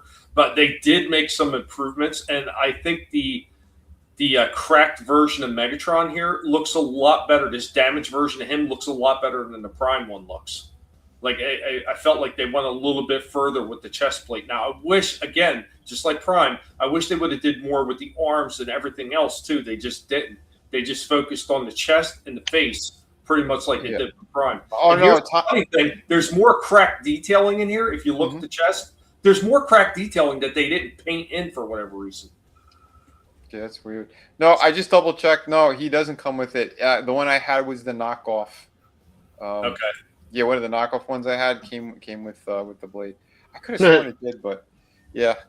Because you remember last year I got that other one too? Oh yeah, that's right. Yeah, the knockoff one was killer. It was like the masterpiece knockoff. Once again, I hate the fact that this thing is a tank. So more than likely, I probably won't even bother transforming them. Mm-hmm. But I like that the colors are actually finally right. Yeah. And I I'm said not that a fan of the tank either, man, but it does look pretty good. I think it looks a lot better, and that was one of the gripes I had with Vinnie. I said, look, I probably wouldn't hate it quite as much if they at least would have got the coloring right on Megatron. Yeah. And once again, the fusion cannon is just so stupid though. Like everybody bitched about it, it doesn't look great, and they still didn't fix it. Yeah. Wait, why would they do that? They have the mold, so they're like, no, we're just gonna keep releasing it. The legs, yeah, because they could change the paint. That's no problem. Yeah, that's an easy fix, but I mean, I swear it looks like the fusion cannon is slightly longer in the back here. It looks like it was slightly longer. I mean, maybe that's just me. That is just you, because I do have the cannon out, and yeah, it's the same cannon. No, it's exactly the same. Yeah, I took the cannon from the War for Cybertron, and I put it in its place, and it looks a lot better. I know it's sculpted a little differently, but it still looks better, because I'd rather have the longer part on the actual cannon than the back part being longer. I mean, overall, though, I mean, I think this thing looks really cool. Now, I'm really hoping that I'm going to be able to get this thing at Target instead, because good old Hasbro over there with their freaking what is that? Their Hasbro HasLab or whatever the hell it's called, Mm-hmm. The Hasbro site. They're charging over $20 some odd to ship this fucking thing. 20 to ship it? It between shipping and maybe tariffs or whatever, they're charging an extra $20. That's where you pre-ordered it? Yeah, because it wasn't coming up for a pre-order on Target site. Wow, is it up now or?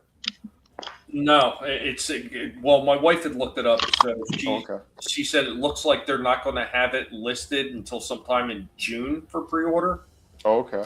Oh, why? When does he release? August. Drop that. August. August? Oh, yes, okay. the Target's not going to put it up for pre-order only 2 months before it's going to release. And Optimus is out now? He's out now. Now, I looked on Target's website earlier, and it said that they had it available for pre-order. So, I don't think I don't know if he's out or if he's available. But I looked on Target, and it said it was available. Like whether to pre-order or buy, either way. By my Targets, all they still have are those shitty Game Reverse Transformers. Those terrible ones.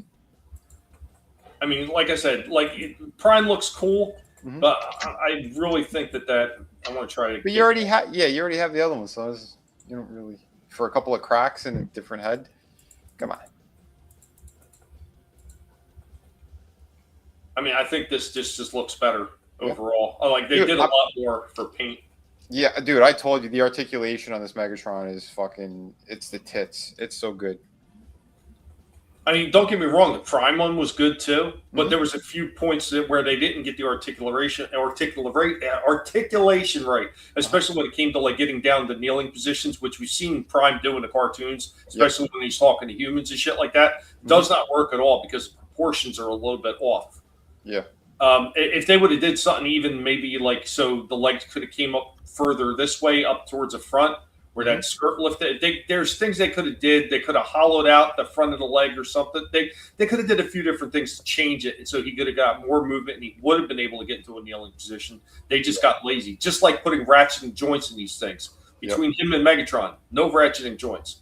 That's a big fail when it comes to something that's like a leader class or bigger, even Ranger class, honestly. Because look at some of those Constructicons that don't have ratcheting joints and how sloppy some of their limbs get. Oh yeah, especially by the knees, because Megatron, all the transformation is coming from those legs underneath, underneath the knee, all that. I will give it to them, man. They articulate. The engineering that they put into the transformation process is beautiful because it makes up the whole sides of the tank. All come from his legs, so it is impressive what they did. So, but like I said, there's a lot of weight that's there. So yeah, ratcheting joints by the knees would have made a lot of sense. Yeah, man. But that's everything I had. I know some people were saying some stuff in the comments. Soul Assassin said Amazon just dropped a pre-order on Darth Nihilus in a Darth Traya 2-pack. Nice, oh, sweet. That's pretty cool. Oh, Darth Traya in the second one of those original games. Good shit. It looks great. Selling him with those poses. Yeah, I mean, they did a damn good job selling it. They put some really good poses in there. Megatron looks better than the Optimus. Yeah, shite vehicle options. Yeah, agreed. Agreed. I think the Megatron, I think they did enough to actually warrant me getting it because I didn't want to get the first one. Didn't like the colors, don't like the tank. It didn't look G1 enough, and it sure as hell didn't look enough like the 86 movie for me. But this, with the colors fixed, with the additional accessories that he comes with, I think it's just enough for me to say, okay, Warren's getting this one. Yeah. The Prime one I like just because I love those damaged version of the bots. So I have every one of the Studio 86 damaged versions. I've got the Ironhide. What was it? It was Ironhide Prowl, and I've got the Ratchet Brawn. So I've got all those damaged ones. I'm imagining with Thundercracker, what they did Thundercracker and Skywarp, or was it Thundercracker and Starscream? I don't remember who they did. Or did they only put Thundercracker out right now? I think just Thundercracker. Okay. But then Skywarp is coming soon, and so is Starscream, because they're redoing those molds all over again for the 86 line, which is kind of nuts. They already had Coronation Starscream, you know. I thought that was a pretty damn good mold. Yeah. But they're doing all with this all new mold and everything like that. Yeah. So I imagine they're going to release those guys in damaged versions as well. Probably. Since they become the Sweeps and Cyclonus and shit like that. Well, yeah, because the Thundercracker that's out, he's pristine. He's not damaged at all. Yeah. And he definitely becomes Scourge. Now, some people will argue about this one. Skywarp becomes Cyclonus, but if you actually look at the animation, it's actually Bombshell that becomes the Cyclonus. Yeah. But here's another weird thing about the animation, because Sunbow used to fuck up a lot.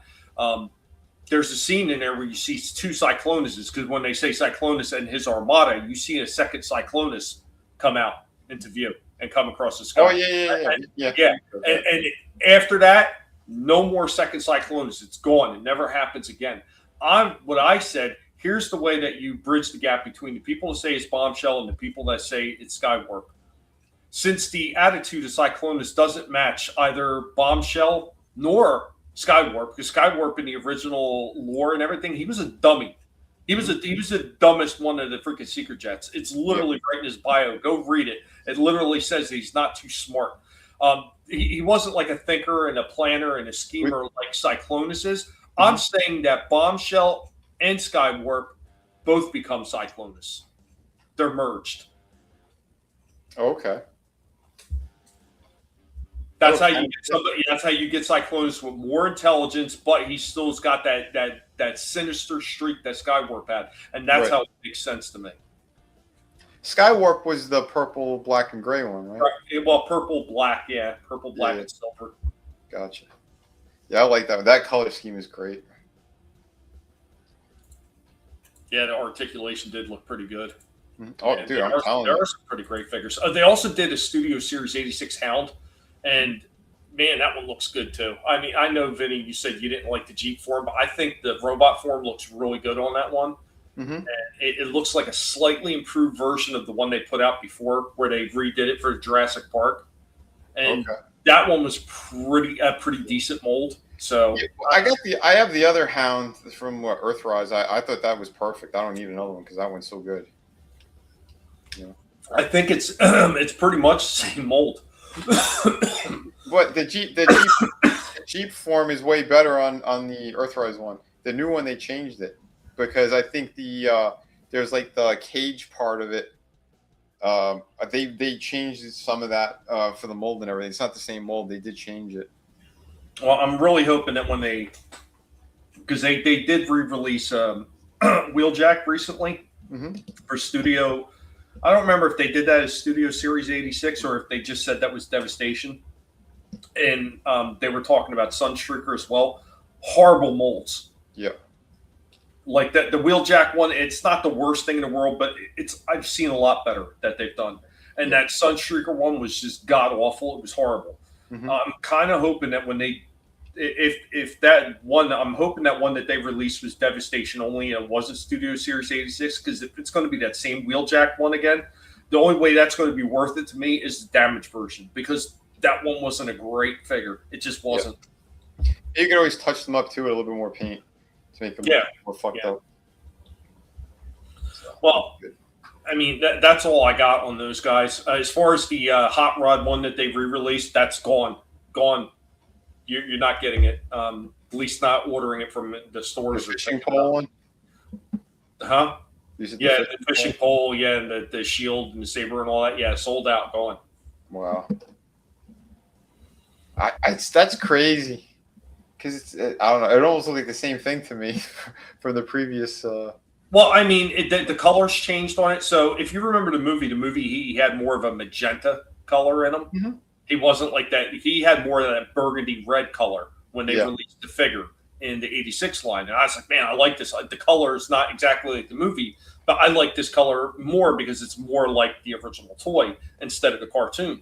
Right. This one is actually more like the cartoon, and it's that weird magenta color. And everybody's like, oh, I love that so much. And I was like, I hate that damn magenta color. I couldn't stand it when they had it in the cartoon like that. I wish they would have did his original colors, but the addition of like there's like a eye things that pop out, when he's staring at the ship, Decepticons, and he's firing away from Lookout Mountain. They've got those extended pieces for the eyes.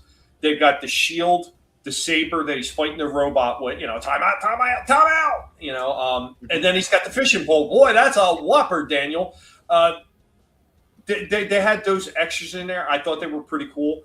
Did it necessarily warrant it? Probably not. And here's the problem. It did raise the price tag on that figure. So instead of being a deluxe figure, he jumped up to a Voyager class figure. Oh, Jesus. Now, if you look at that for scalpers, because that seems to be the only people that have that damn figure, they're charging anywhere from $67 up to $90 some odd dollars for that damn hot rod right now. That's insane. Jeez. Now, they also are going to be re-releasing what looks like, I'm not 100% sure. Once again, I don't know. Not all the information is out there, but they're definitely re-releasing a Rodimus figure for the 86 line. I'm really hoping if they're going to use that damn Kingdom figure, they make improvements. Number one, make him taller because he's not big enough, and fix some of them damn joints, man. Put some ratcheting joints in there because that figure just, with that big ass gun he has, his gun is like twice, maybe even 3 times the size of Prime's ion blaster. And he's got these weak arms with no ratcheting joints, so the arm just flops down, especially if you put the blast effects in it. Like, nah, they got to change that. Now, I don't know when they re-release him if they're going to give him his whole trailer piece or if they're going to do like a Prime and they're just going to release the figure itself. Mm-hmm. That Yeah, I'm curious. I don't know what the fuck they're going to do either. I'm imagining they're going to release the whole trailer because it's not going to be a battle damage version. It's just going to be, a regular 86 Rodimus version. So I think they're going to re-release him with the whole trailer and everything. So he's going to be close to $100. Wow. Yeah, that's crazy. The other one that they did do, and I was looking at it and seeing some of the alternate photos of it, he actually looks pretty cool, is the Studio Series 86 Astro Train. When they showed other stuff with him, like the fold-out pieces, because they showed early photos later on, it looked really sloppy and lazily done, like it was just a plain purple chest. And I was like, this doesn't look right. Yeah, there were parts of it that people didn't transform. They didn't have it out in the original picture, so they didn't complete the look. Is the body a new mold or is it the same old one? It looks like they slightly changed the mold from the Earthrise one, which the Earthrise one was damn near perfect mold. It was one I was never able to get because that one was so damn good that it sold out immediately. Yeah, I have him. He is a great figure. I just think he should have been bigger. I think he was too small. Yeah, triple digits, man. I'm telling you, triple digits with this shit now. And God help you if you're because it's a commander class. Oh yeah, fuck. Yeah, that's crazy. That is crazy. I mean, even if it's not triple digit right off the number, by the time you hit tax or God help you if you hit import fees, you're easily paying over $100 for it. Well, that's why I passed on Thundercracker there because it's like $43 plus tax and everything. No way, no fucking way. It's way too much money. I think these people are huffing too much of their paint in their plastic. Because the prices that they're setting now are just batshit crazy. They are.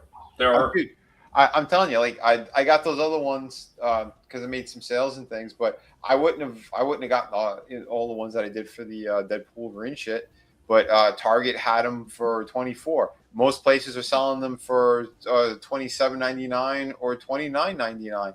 I ain't paying $30 a pop for those things. They're on crack, And then Target also had the sale, so. It made sense. It made more sense, but to get them brand new like that at a higher price, no way. Crazy. Yeah, it's all nuts. Yeah. But that is literally everything that I have for today's show. Yeah, that and that's some. Yeah, I think we're done here. I think we're done here. I think we're done here, folks. Okay, man. 3 hours is a good. Yeah. Yeah, just about, huh? All right, man. Well, let's get into it. Not bad for an old timer. Old timer. Guys, thank you for hanging out with us and enjoying the show. Hope that you enjoyed the show. Hope you've seen something that you like, that maybe even learn something new on something that you've seen today. Everything that you guys do, every time you share these shows out, every time you take part in the chat and you leave your comments and it really does mean a lot, and it does help us out. I mean, this show really is all about interaction with you guys in the chat. And if we're not interacting with you, it just ain't no fun. I mean, right there, our stagflation prices. You're damn right. And they did this shit during the Captain Poopy Pants' reign, and they freaking raised prices through the freaking board. I mean, you look at NECA figures, they started off at $20 a figure in 2020. By the time Poopy Pants got out, those things had jumped all the way up to what, on average, $34 a figure, some of them being more. Yeah. Nuts, absolutely nuts. But guys, thank you for being here. You could have spent your time anywhere you chose to spend it with us, and it's greatly appreciated. Remember to share these things out. If you come back and you watch the show later on, leave a comment. It actually does help us actually get pushed into the algorithm so more people could stop it and enjoy some of this stuff, because that actually opens the possibility up for more conversations with more people that are collectors who want to come on and talk about some of these awesome pieces of plastic that they love just as much as we do. Guys, it really is a blast to be able to do this with you every single week, man, and I hope that you all have a good one. And on that I'm going to let one of my co-hosts let you know what they got going on and what they got to say. Listen to me! Get me out of here, you fool! Too late, fools! Say nothing, Baroness. I saw the entire catastrophe. Yeah, I just did something silly on eBay, and next week you'll find out. Yikes. Hey, I'm Shifty, and you can find me Sunday nights at 8 o'clock on the Real Review 3000 and Honstar YT for a Jackbox Fun Night and the weekly wrap up, where we play What the Dub and Jackbox games and get in a chat. We'll try to get you in the game. Oh, and every other Saturday, I think it's every other Saturday. I don't know. Sometime whenever we go live on Saturday nights again, whenever we go live on the Austin Airs channel, it's Good Old Wrestling. I think we're going to be reviewing pay-per-view. I don't know. He hasn't really said anything yet, so stay tuned for that. But yeah, thanks for having me. Had a blast. And again, I just did something extremely dumb. Ladies and gentlemen, you heard the first thing coming up to the back. Shifty with a left minute curveball, and he hits it, and oh my God, it's an eBay purchase that's going to take all the money right out of his pockets. Shifty, thanks for being on with us, man. It really is appreciated, man. I love having you on here and talking this stuff, man. Who knew when we first invited you on, you'd wind up being a permanent member of this freaking panel? I'm sure you didn't really expect that, did you? No, my wallet didn't either. We got him. We got you. We got you now. Okay, Bender? We got you. For 2 weeks, Bender. We got you. Tommy's such a bad influence. I can't even get over it. It's okay. You can just go ahead and say it. It's all right. We love it. Big's fault. But thank you, Shifty. And also thank you to Adam. And with that, we're going to hand it on over to Vinnie. I'm just saying goodbye. Save your energy. So long. Here's one Starscream's been saving for you. Yeah, that's right. Starscream has been saving it for you. Guys, don't forget, we have about 15 days left, 2 weeks left on City of Venus Dead City. We want to try to get these numbers up as much as possible. So if you guys can help out, that'd be fantastic. There is the link for the project. You know what it looks like. And yeah, it would be great because it seems like I keep getting super backers who backed early on who are canceling as soon as like we start to hit higher numbers, and they're canceling their orders, which is so bizarre. I don't know if it's someone fucking with me or if this is what they do to become super backers. Because like it's weird. I can click on their names and it shows like they back like thousands of projects. So are they doing this with other people? I don't know. It's very strange. I don't know how Kickstarter actually works, or if someone's trying to scam Kickstarter in order to get a special badge. I don't know how it works, but if you guys want to help out, that'd be fantastic because the book is done and ready for print. So yeah, unlike most other projects that are up on those campaigns, Yeah, mine is all the artwork is done, all the story's done, everything's there. So if you want to help out, that'd be fantastic because this project is killer. You get so many different things on the campaign itself. So yeah, plenty of cool shit. After this weekend, I'll post up a couple more original pieces if they don't sell. But yeah, I got some cool ones coming. If you want some more original artwork, so yeah. Thank you, everybody. Yeah, tomorrow we should be doing the Friday Underground as well.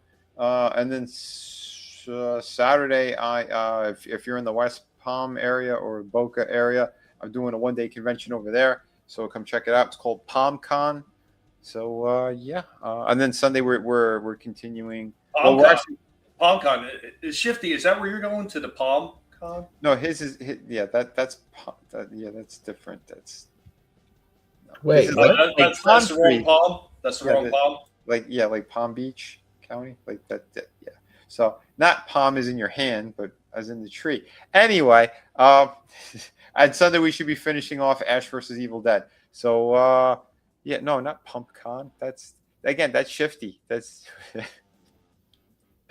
Hey, I bring up one little fleshlight joke, and y'all keep on. He's gonna curse at us after the stream. Watch. He's gonna yell at us. He's gonna continue bombing Lebanon. This is crazy. We can't stop the man. What? This is wild. Wait, what? Anyway, no, I'm sorry. That's tomorrow. We're gonna talk about that. Anyway, everyone have a great night.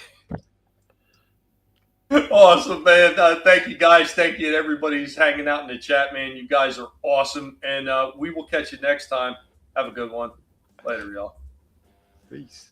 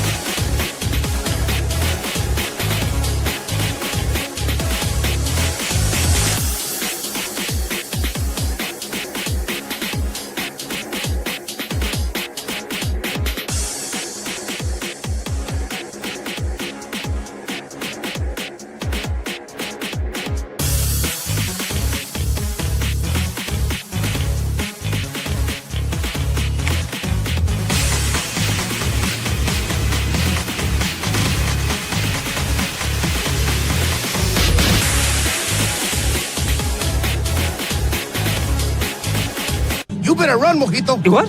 I thought you said don't move. That was before. Now, you run. Adios, amigo.